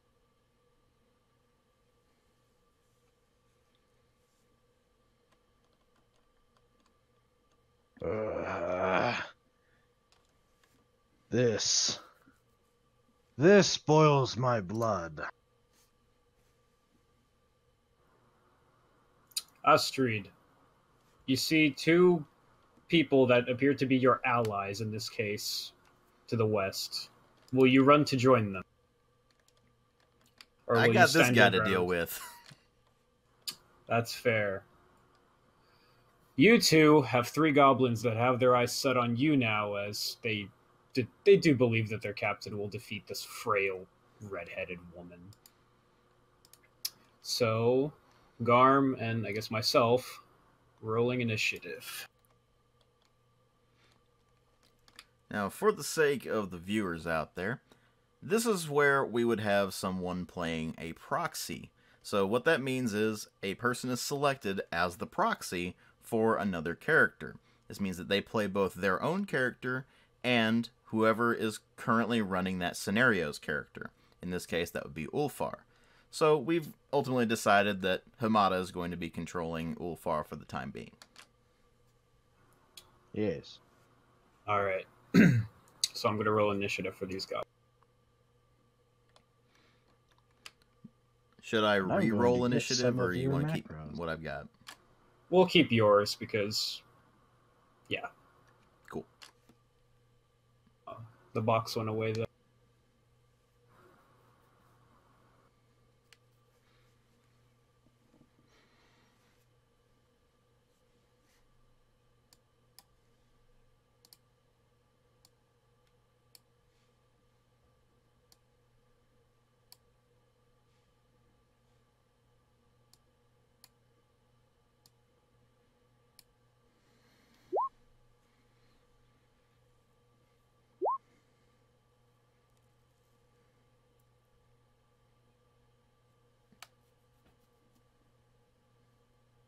How do you put the box back on? There we go.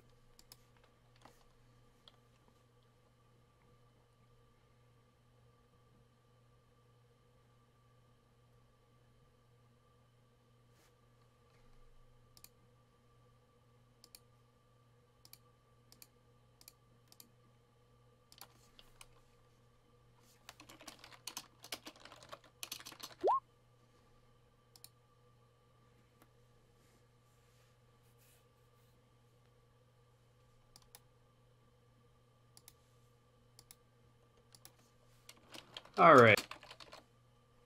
Garm and Ulfar, do you have your initiative? All right, let me get that up. I added them to the... Oh.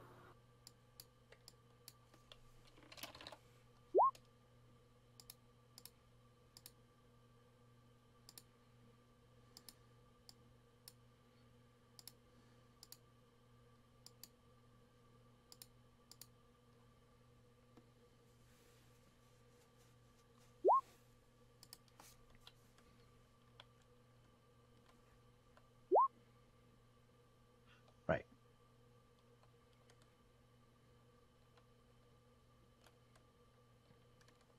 Oof. All right, initiative is- added. That is rough. All right.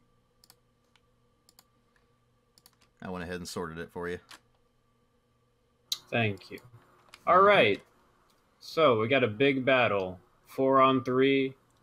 Will the Vikings win? Hopefully. I mean, that's the hope. Will, what the We'll heck are find you out. still doing as the GM? Get back into your player spot.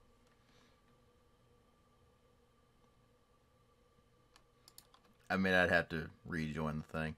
So, for those of you who are wondering at home, running this on Roll20 is just a little bit tricky. You got to do some weird things with regards to how you set people up as GMs or players. Some finanglement is needed. Indeed. All right. So first we got the Goblin Warrior on the right, who is to the left of the house that we saw. He takes notice of our Vikings, and not the redhead, and decides to run at you because, well, you're a threat to him in his mind. Probably.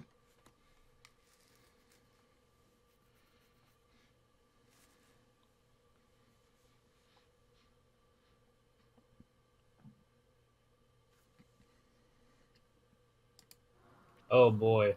Okay.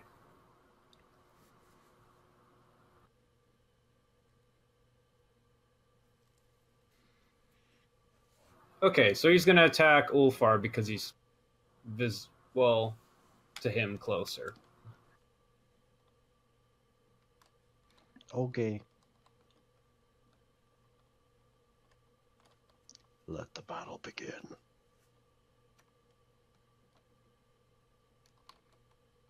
Prepare for death. 12. 13. Ulfar deflects the hit and laughs at the stupid goblin's attempts to hit him. I could not think of a better adjective. All right, you To block. be fair, Ulfar's not that smart. Garm, it's your turn. Garm's going to do some stabbing.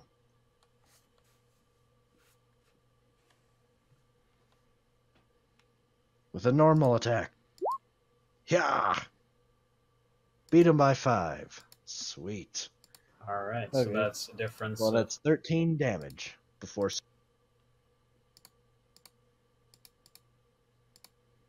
His soak is 2, so that's 11 damage. As Garm gets a good nick in there with his blade. Indeed, you do. He's taken aback. He wasn't thinking you were going to pose that much of a fight. Now our attention shifts to the east of the battlefield, back with our lovely Astrid and the not so lovely and much more ugly Goblin Captain. And let's be Astrid. fair here. Astrid's not that lovely. Astrid, your turn. Yeah, Ooh. I'm mad. I'm very mad. Holy gods.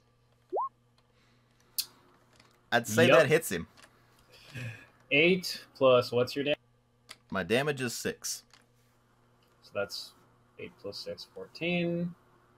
His is 3. So you do 11 damage. Fair enough.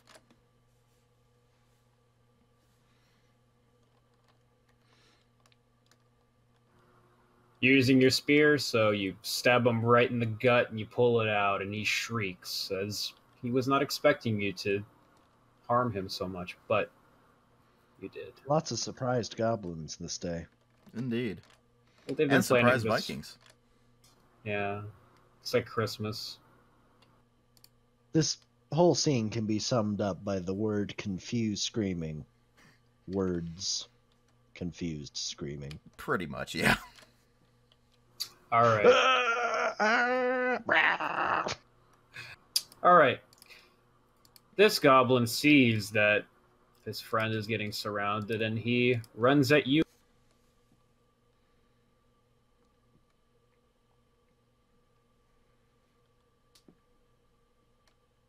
And he attacks you with his mace. Bring it on.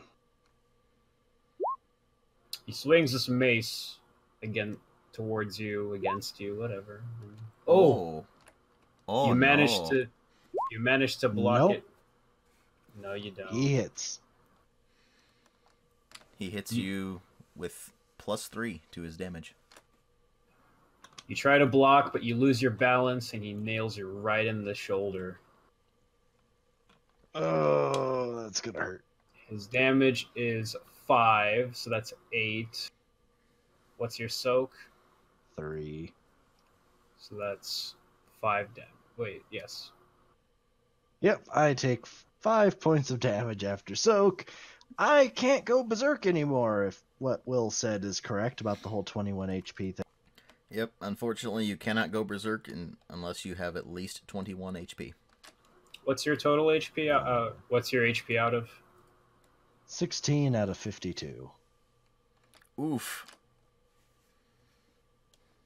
Oh no. You are a hurtin'. I am definitely a hurtin', and the vast majority of it has been from me falling or getting hit with rock. Pretty much. So, Damn rocks. finally, the Goblin Warrior. Why is there a rock goblin? Oh. The rock goblin, who is the most frail-looking goblin in this pack, wants to get a hit into, and he sees that Garm is getting just pommeled. So he runs in to try and get a steal. They're The trying to attack. end me rightly. They can't end you rightly. They don't have any pommels. Yeah, but he said they were pommeling me. Ooh, he gets an 11. I got it, and I don't give a fuck! You block Yeah, his yeah. puny little dagger, and he bounces back. Kind of disappointed that he didn't get to, to take the jump on you. We shift back to our face-off duel. The Slayer Goblin is rather annoyed now. Not intimidated, but getting there. He takes a swing.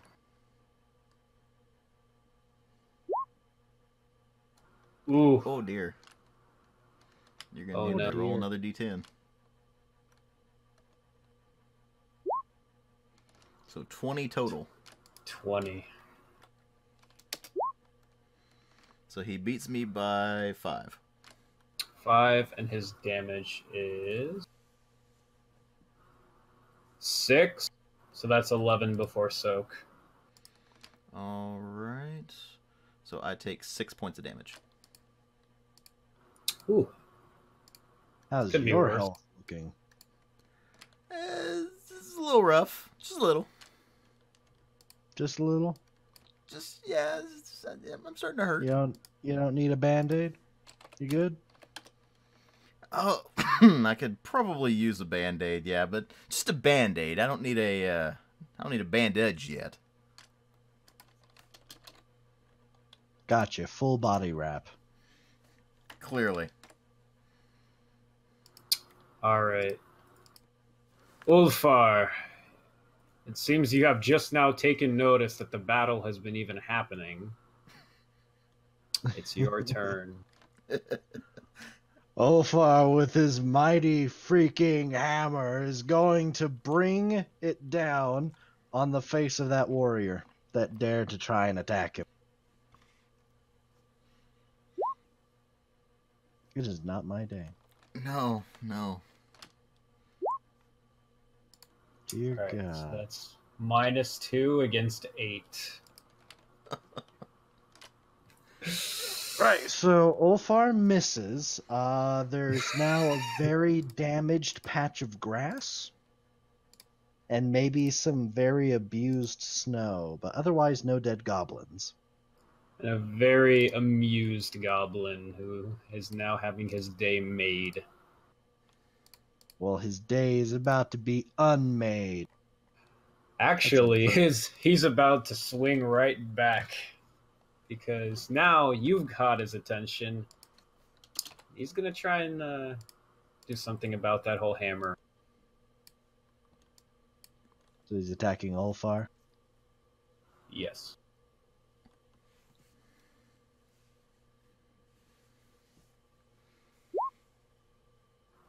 Oh boy. Well. Okay. That's 19. So you beat it by 6. Yeah. 6 plus Yeah. 5 damage, so 11 before soak. Right, so 6 damage to Ulfar. Ulfar is not having a very nice day. I don't think No, anybody it's not. is. We're all dying terribly. Your village gets invaded, and you're all dying. Garm, it is your turn to bring back justice to this, well, unjust situation. Hey, You've had your village burned. Ulfar is the justice man. Oh, I'm the kill all the goblins guy. Not to be Well- confused with Goblin Slayer. well, kill all Completely your different. goblins. Show what you're made out of. Alright, I'm going to do an attack on the weak goblin and hopefully kill him.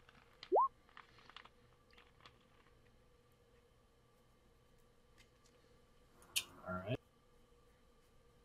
Swing that sword. Hey, bada bada.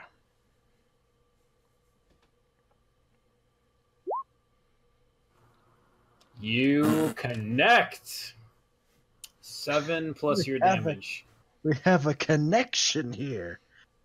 You both swiped right. What's your damage and what's the 15. so total? Ouch. Total of 15 before soak. Soak is 1, so you do 14 damage. Puny goblin having bad day. Ooh, you slice him across the torso, and he's pretty fucked up, to say the least. Also very pissed off. We shift back to our duel. Astrid, will you come out of this victorious? That depends entirely on what happens. Ugh.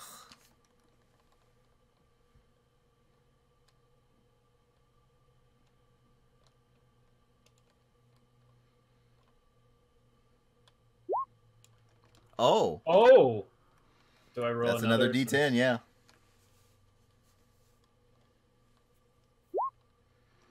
That's a 5, so it's yeah. 5 plus your damage. So 11 damage before soak. Alright. The soak is 3, so that's 8 damage.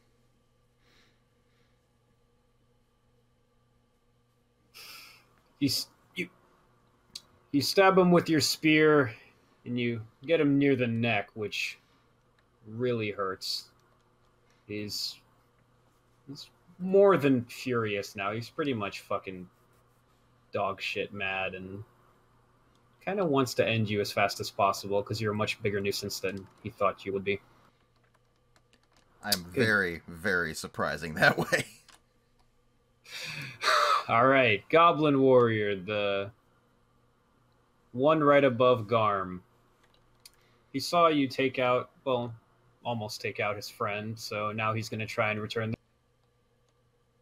Oh no, not returning the favor.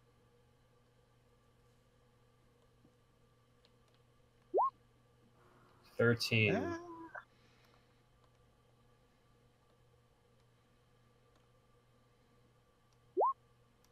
$15. Oh! He tries to hit you again, and you knock his mace off your... Well, you knock it away. Please take time to appreciate your shield. Every single day. Just appreciate it. It's a wonderful piece of equipment. Helps you not be dead. This is true. It's especially important when you're, scrawny and puny like Astrid is, and it's entirely why she uses a spear, which means she can't use a shield. Sometimes we take chances with life. Alright, the Rock Goblin. He's pissed. You kind of squashed him up a bit, and he wants to get back at you. He's not smart enough to realize that it might be the end of him, but hey, it's a chance.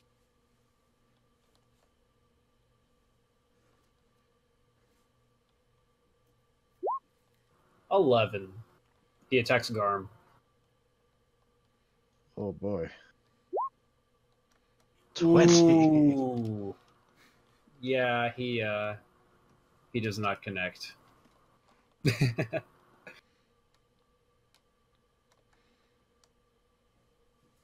Garm is just blocking left and right. Quite literally. So, the Surrounded Slayer... on all sides. Indeed. But now we're going back to where there's not very much surrounding going on. The Slayer Goblin is foaming at the mouth, pissed now, and he slashes at you as hard as 14. Okay. Oh no. Uh-oh. Okay, so it's only a 9 then. So that's 5 plus his damage.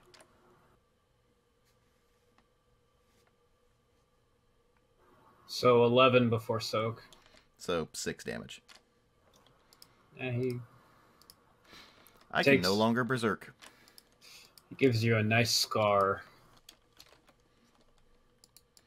Yeah, I got plenty of scars already. There's another How deep one. do they run? Deep. Crawling in. Yep, and that's it. Ugh. Ulfar, you've not been helping your friends too much in this battle. Perhaps you'd like to lend a hand? Perhaps the GM would like to get the initiative back up. It's your turn. Never mind. Attack. Never mind. It just disappeared on me. That's trippy, man. all right. Ulfar is not one to give up so easily. So let's do. Okay, roll that Goblin Warrior's defense. That was terrible, though.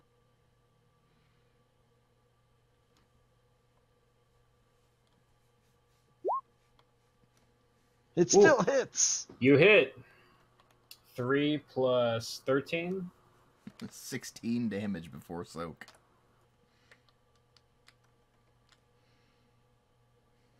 Soak is 2, so that's 14 damage. Yep.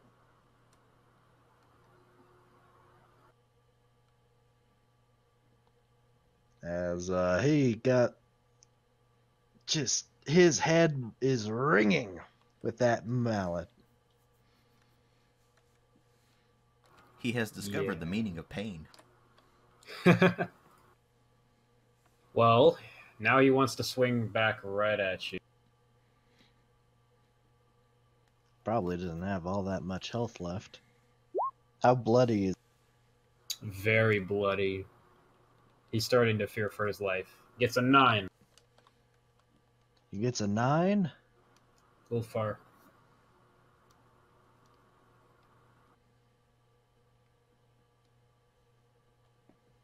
Ulfar will... Ha! Yeah, nope. No. Garm. Ulfar is too big and strong. But what of Garm? Your Garm's turn. gonna finish off that little goblin. Which little goblin? The not fearsome goblin. Oh, the rock goblin. Yeah.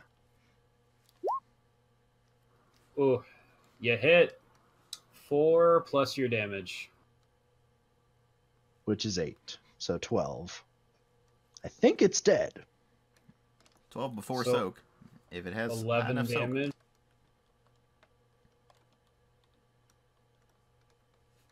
He is barely standing. I think you lob off one of his arms and he's now cowering on the floor. Actually, lopping off There an is- arm is a specific mechanic. Actually, yeah, there is. Fun fact, audience: there is specific mechanics for delimbing your enemies, and you get bonus points. You get bonus experience for beating an enemy to death with his own arm. Yup. It's basically the We- best thing ever. We have not experienced this yet. None of us have done nearly enough damage for it.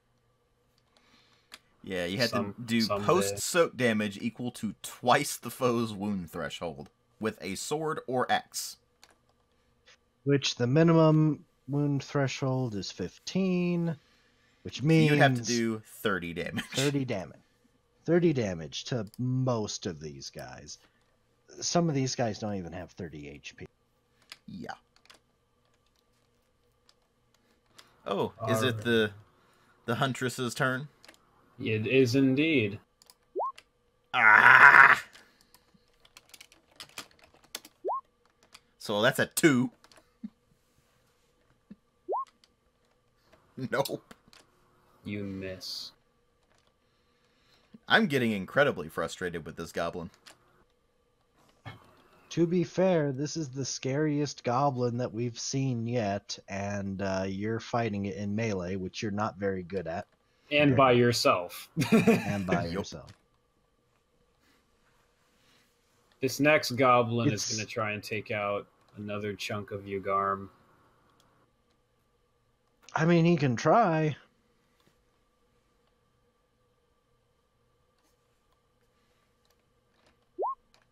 Ten. Oh, No. does not work. Oh, order not, I there is no say the nay. So, the rock goblin is terrified now, and in one last futile attempt to maybe stab you in the back, maybe, do some damage, he's going to attack you one more time. It's gonna shank a bitch.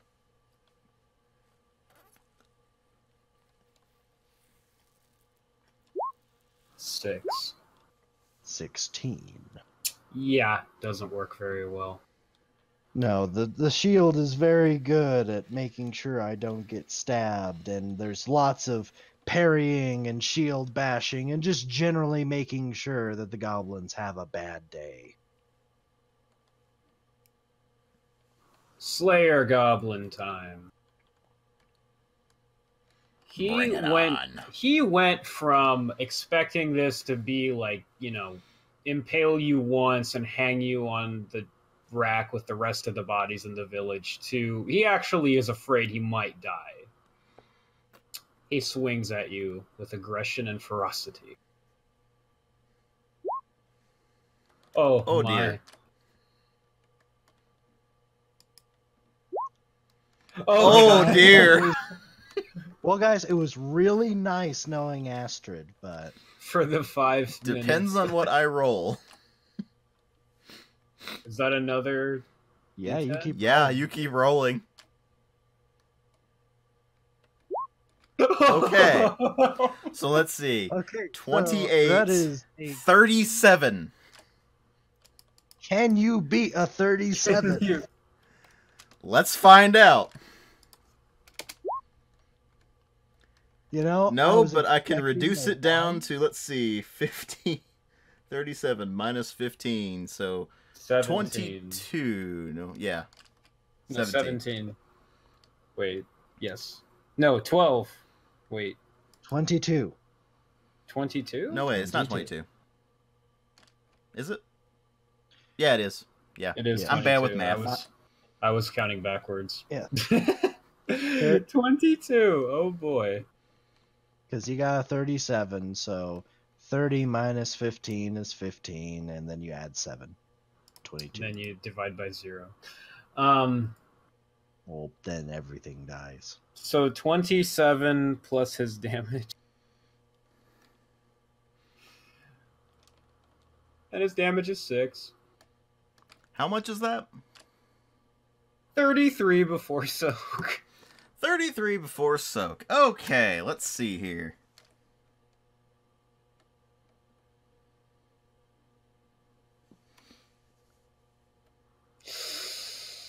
Ooh.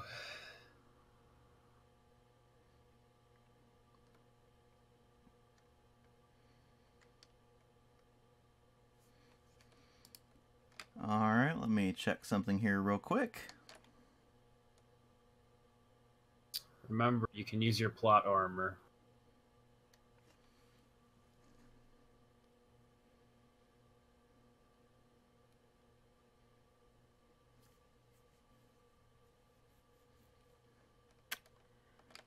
No, I cannot. So let's see here. He does how much damage total? 33 before soak. Okay, so he doesn't do enough to insta-give me. But let's see, 33 before soak, so that brings it down to 28. So you have 9. You're at minus 9. Minus 9, yeah.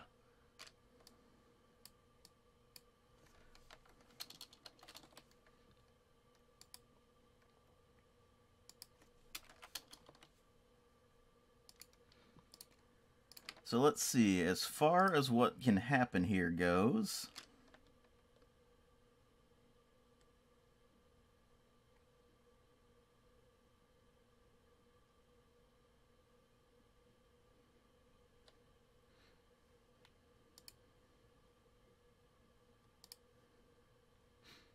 Also, I believe that is the first time you've hit my wound threshold. So that means I take a single wound. What is your wound threshold? 15. Anyways? Gotcha.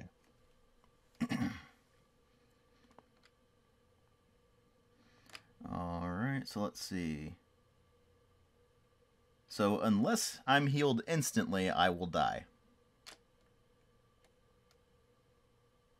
What? Yup. Well. Ulfar, you hear a giant, loud, ear-piercing female shriek from the east. And you watch as the redhead girl with the spear falls into the grass, having been struck by a giant goblin who appears to be the leader of this group. What will you do? Well, normally I would go over to heal, but that's 51 paces. That is Way Way. beyond. out of my range. I couldn't even sprint that distance, let alone get there, do a heal check, and pray that I roll something nice. Will you abandon? I was gonna say, you can abandon your cousin and do hoes before bros while he's surrounded by 3 goblins, or you can do bros before hoes and stay and fight, but she might bleed. She. Oh yeah, I like mean, let me put it this way. I couldn't save her. Yeah, if he didn't succeed on a difficulty 12 check for healing, Yeah. then I would die. I guess I'm gonna have to finish off this goblin here. This.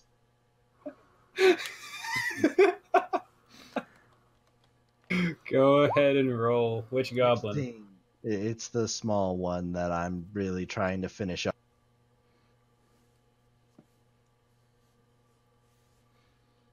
Quick rules check. Will, are there attacks of opportunity? I believe so. Let me check. You hit 4 plus your damage minus soak. Yeah, you kill it. You can describe it. Okay. So I'm going to hit him in the face with my shield, hit him again, run him through with the sword, lift him up, and then smash him into the ground.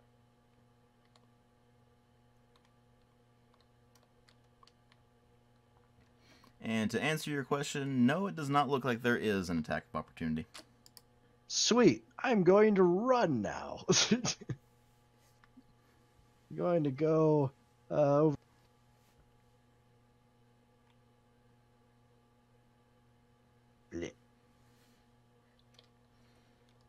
And either a goblin will follow me and I'll fight it off, or something will happen. I don't know. I found it. Attacks of opportunity. If a hero passes within 3 paces of any foe with a ready weapon, while moving across the field of battle, the enemy can take a free shot, regardless of initiative order. Oh, it's just a free attack for them? Yup. Oh, well, fuck it. Let them swing. Let both of them swing. If he has yet to take his action this round, he can forego that action in order to make a careful strike. In this case, your defense score is treated as 0. He's already taken his attacks, so he can just do a normal attack. Yes. He's been consistently doing his attacks every turn.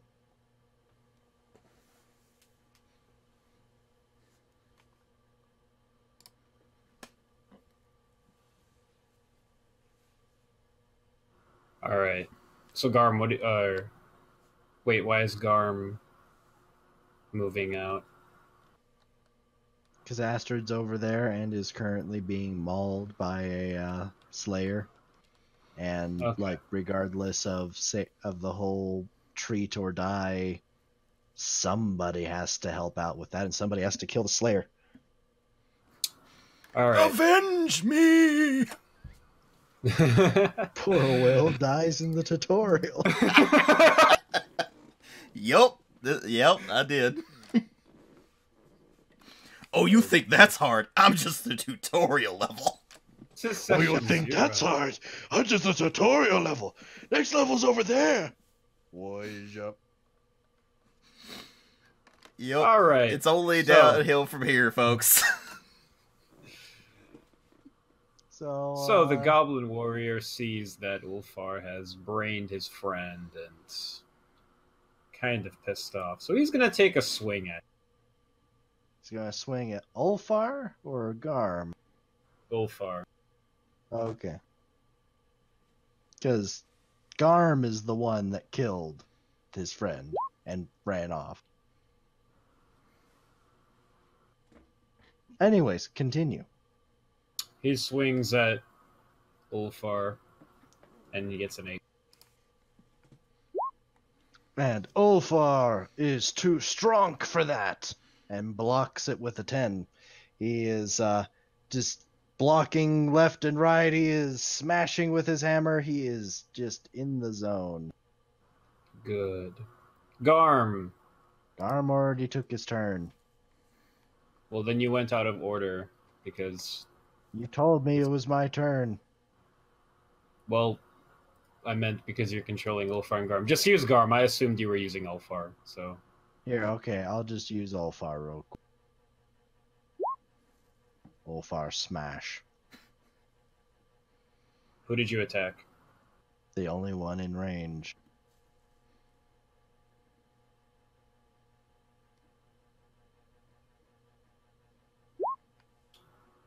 Oh dear. Roll it. -1. So that's 9 plus your damage. I don't think there's That's much left of him. 22. Yeah. You describe it. Alright, so he makes a swing against Ulfar. Ulfar blocks it, then shoves him back. The goblin begins to, he rights himself, then begins rushing back at Ulfar, but Ulfar is already raising up his mighty hammer, and then he swings it down, and the goblin is reduced to a puddle with 2 arms on either side. That's gonna be a mega real dead. mess to get off of that hammer. Yeah. Yeah.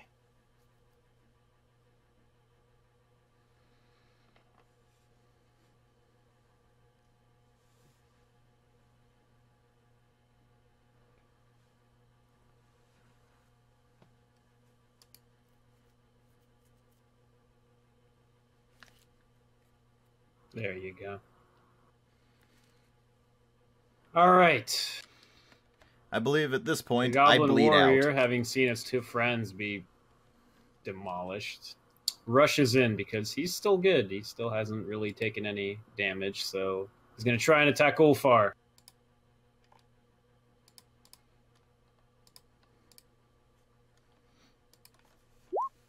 $14. 16. He attacks, but his mace bounces off Ulfar's shield, or his maul. What shield? It bounces off of Ulfar's manly chest. The hairs on his chest are armor. Ulfar The Slayer is the Goblin. armor. Yes, he's just one big patch of armor. The Slayer Goblin looks down and smirks at the female person thing. Oh, she's after all. bled out already. Oh. Yeah, Well, she's he just looks laying like- there dead on the ground. Oh my god. He sees a Viking running at him, screaming, and he smirks, and he starts approaching him. And by approaching, I mean, well, does he have enough distance to attack? I think he does. Probably not. Well, whatever distance there is, he closes it between you two. Okay. And that's his turn. Ulfar, it is your time to avenge a fallen member of your clan, as well as maybe make sure that Garm doesn't get backstabbed.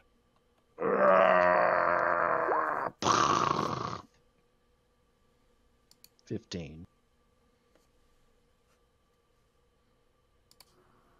You hit. He's going to do his dreaded golf club swing. And we'll My do God. 19 damage before soak. So that's 17 damage total. You take a nice chunk of him out. He's a bit less eager to fight you now, but still looking to.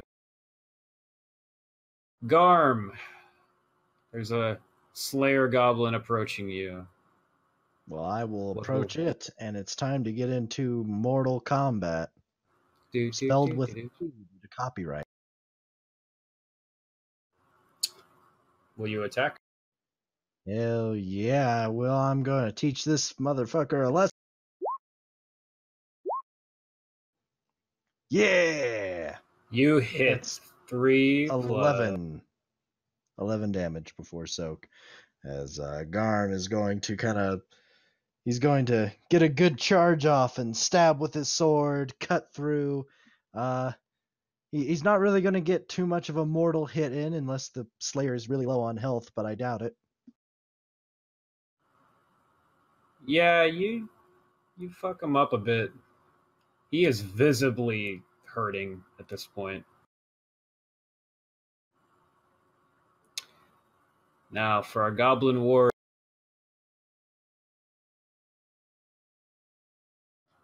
He takes another swing at Ulf.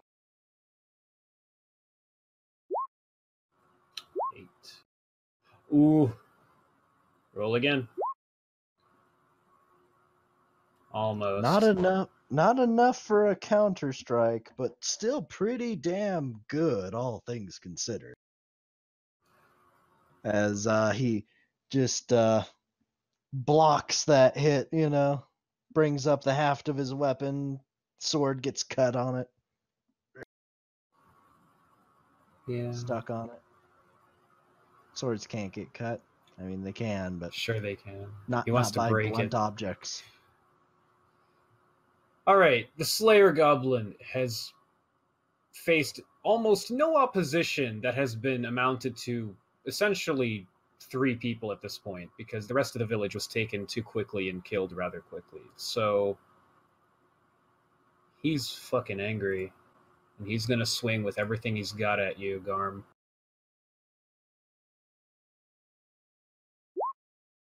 $15. Ooh! The mega defense. That He is what we hits call your the act. Fury of Odin. Garm slaps that silly weapon aside. Well, now he's gonna be... Don't you be That is bringing that into my house. This is my village, my people, my Not land. really. Not really at all. But you get the point. Ulfar, it is your... It's time. Oh. It's a swing and a miss, probably. Yeah, it's a swing and a miss. Oh, well. Getting a lot of good parries here from both. Garm, will you finish off the Slayer who's Probably. killed a member of your clan? Well, not really, but... I mean, Oh not no, my I'm not a clan. member of the clan. Well, I'm not a member of his clan, that's for sure. Oh, shit. Oh dear. Oh, no. Damn. We're Oh, shit. locked. As you bring your axe up, it locks onto his sword. He smiles, brushing it away, and the second slice goes from your one shoulder to the other. Eh? So that's... Wait, there's no damage. That was his defense roll. Wait. Did I That was miss his now? defense roll. Well, then that misses. Yeah, we just kind of get into a big sword and shield lock here.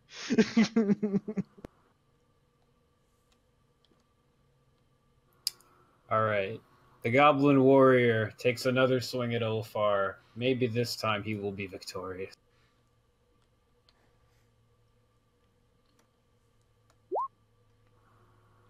He thinks No. as Barely. nothing happens. And nothing happens. They are also locked in Mortal Kombat, spelled with a C. The Slayer Goblin swings frustrated and pissed again at Garm with his sword weapon thing. Just kill.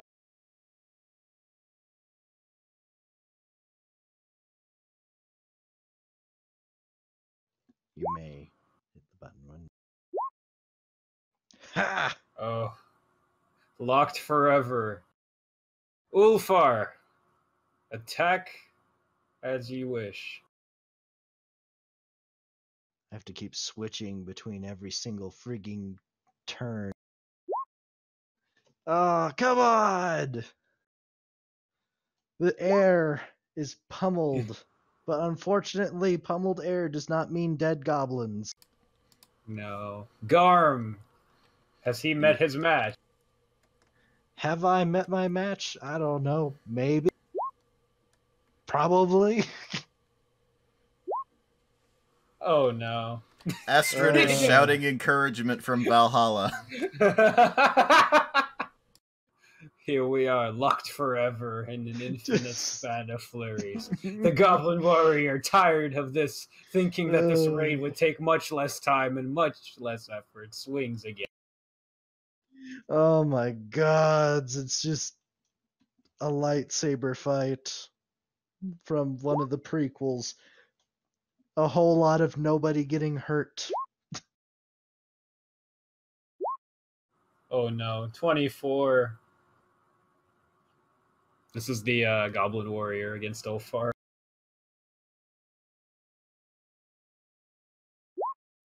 16. 24, so that's 8.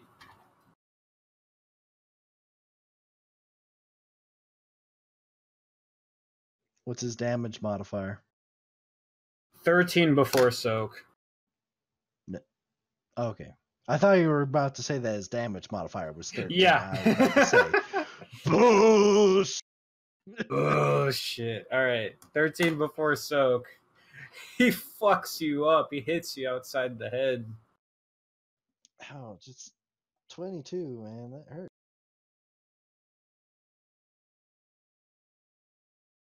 Alright. The Slayer Goblin, frustrated with the situation and futility, lunges forward and slashes. And Garm will do his best to block 15. and or dodge.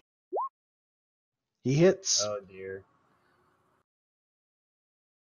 The Slayer actually He gets a does good hit in. 7 He does only before get a soak. +1 though. 7 before soak. Okay. Garm is slowly but surely losing HP. The tutorial is too hard. It's like Dark Souls. Hey, everything was going fine up until your adventure. Well, I wanted to up the stakes a little bit. I would like The to last- remind The last time Will played a game of Rune where someone wanted to up the stakes, they all died because they fought a Yup. freaking dwarf. Yep. Well, I isn't can this an confirm this. intense matchup though? Like, It is. Oh, it is. It's It exciting. definitely is. that was By the way, intent. you do realize you're going to lose at least 75 victory points for this, right? Yes.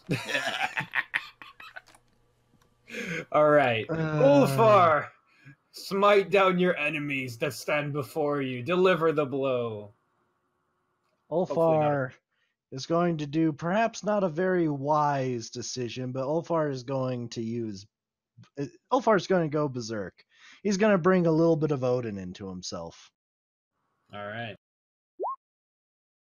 Add 7 to that, so 22. 22 to 4. Ooh.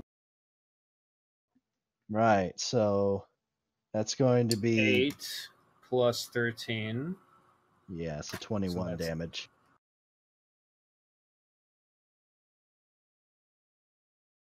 -21 minus 2 is 19. Ooh. Is he dead? Nope. Almost. He gets I believe he gets a free attack, doesn't he? Yeah, now he gets a free attack on Oh, Ulfar. no. Damn it. I batter him, but he gets to stab. You batter the shit out of him, and he, with one last breath, lifts up his arm with his mace and attacks. Now, you do still get a defense roll, you just don't get the defense modifier to it. Oh no. did Yes! You did it! You narrowly avoided death. That was amazing. Oh, He, like, in gets a blind batted fury- too far away. In a blind fury, he like snaps out of it just enough to get out of the way. No, what happens is he hits him, and it actually sends the goblin flying, and the goblin tries to swing his mace as he's launched into the air, but he's too far away by the time the mace is there. And he misses. And the goblin falls flat on his ass and then quickly gets back up, probably coughing up blood. Oh dear lord. Garm! Will you slay this motherfucker? I'm gonna try. Son of a bitch!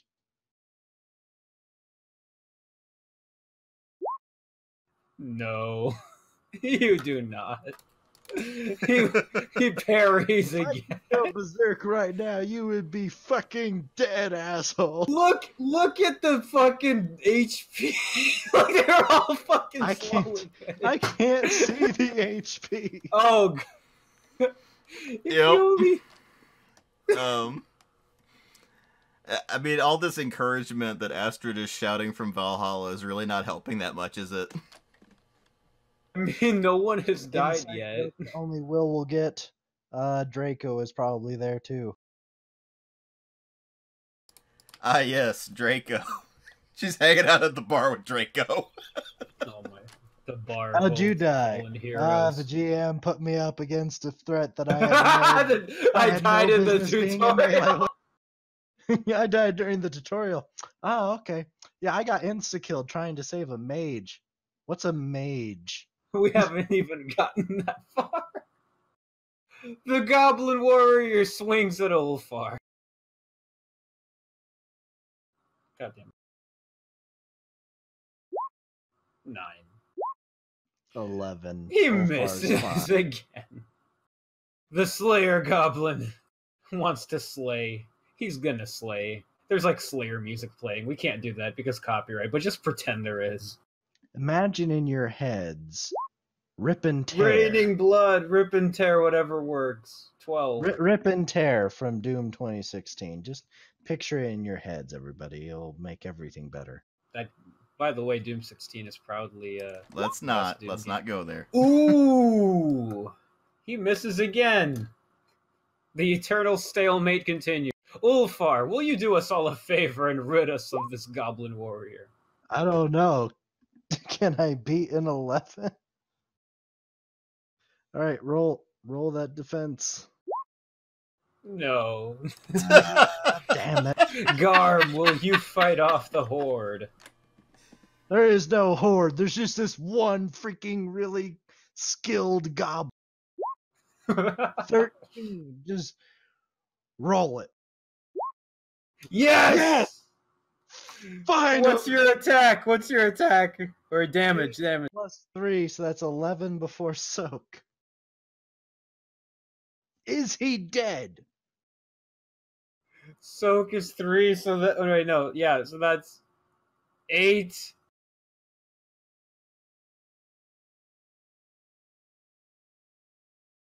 He is barely standing. He can't see very well. Go berserk right now.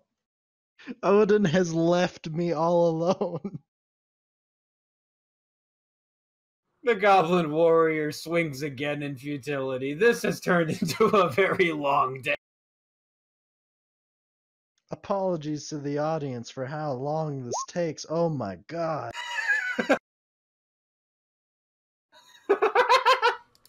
I feel like this is just insane. He's at a -2. This is like when you're actually playing. Oh yeah, okay. Oh Like- wow, look.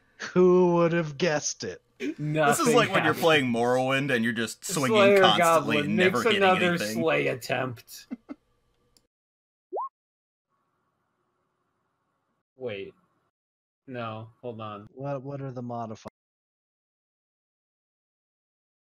You can keep the roll, just what are the modifiers? Okay, whatever. Wait, no, it's plus 8. I fucked up. Sorry. It's getting too hectic. One more time.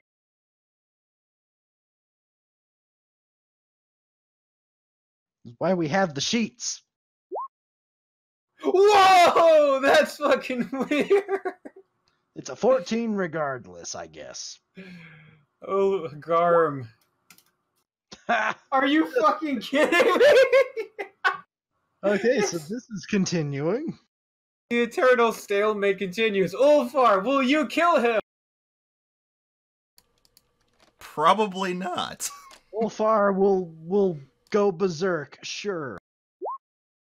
Alright, so 12 plus 7, that's 19. Yes! Okay, there's no way the Goblin Warrior is not dead. What's your attack? 13? 13, and he got 19 on the to hit. Wait, so that's 24 total? damage before soak. Okay. He's dead. Ulfar is going to He's give dead. him the What are you same treatment. Ulfar is going to give him the same treatment as the other one and basically just mercilessly pound him into the dirt until paste. And then probably until that paste is paste. And then probably until it's just nothing but mud. Very bloody mud. You do that, and he's just gone. Deleted. He's just gone. There's nothing. There is no trace of him on this earth. There is no ashes to scatter, no body to bury. There's just nothing. Ah, finally. Garm, your turn. Oh my gods, yes. Oh, yes. Oh my god! Keep Oh, rolling. snap. Keep rolling. So that is what? Minus 13 to that roll. So, let's see. 8 minus 13. 5. Oof. Yeah. What's your damage? Wait, what's your roll? I got a 17. 17. He's fucking dead. So, How do you want to... Oh wait, this is the same way that he killed Astrid, actually. I am going to eventually get so angry, so frothingly livid. I'm going to push him back, and I am going to call on Odin for power. The sword is going to fucking glow with an awesome light, and I am going to slash downwards, and that goblin is going to be ash. As Odin is said that this battle has been going on for 10 turns too many. Translation, Odin goes, "Get on with it!"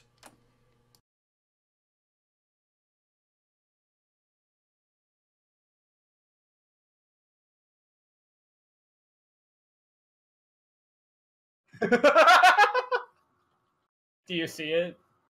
Yes. I still see the goblin, though. And it offends me. You were no saying? longer see it. You were saying Perfect. so. Get Thanos.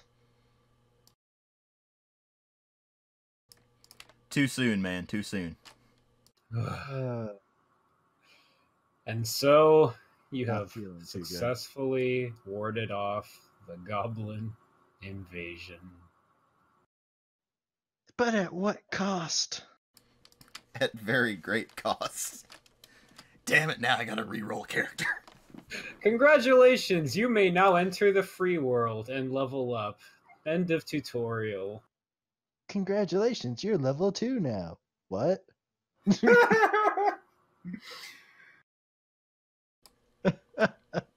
Alright, well, that was the tutorial. That was probably more intense than the Asylum Demon, in all honesty. From Software dear. Inc. got shit on this. Oh boy. What adventures await our 2 heroes from here on out? Find out next time on Rune Adventures at the Edge of Ragnarok. When we go... Man, Astrid was really cool. Why'd you have to put her up into a duel with a fucking Slayer? Because it's metal as fuck, dude. I guess so. And to be fair, I had a chance. I just rolled shittily. And he rolled really well. Welcome to tabletop games, folks. They can be, punishing sometimes. But overall, I give this a 0.5 out of 5. Thanks for watching. Oh, come on, man. This is at least an 8 out of 5. I mean, come on. This is like 2 out of 3 more like. I mean, true. Oh, dear. Well, the next time we play Rune, I will be playing a new character. And we'll have to figure out an introduction for her or him. Yeah, I haven't Which she decided will yet. also die. Yeah, I bet it'll probably become a running joke where I just keep dying over and over and over again. I really would not be surprised. Thank you all very much for watching. I hope you all enjoyed our absolute madness here. Rune will continue, but it probably won't be for another couple of weeks. And stay tuned for more tabletop madness, because we got more of this kind of thing planned. So this will cover a variety of different systems. Going to try to stick to stuff that isn't just Dungeons and Dragons, because there's a lot of D&D, which is perfectly fine, don't get me wrong. But there's a lot of D&D circling the web right now, and it's kind of done to death at the moment. So if we do D&D, it'll probably be non-5th edition, or maybe if we do 5th edition, it'd be like a one-shot or something. We'll just have to wait and see on that. But again, thank you all for watching, and we'll see you all in later videos. Bye.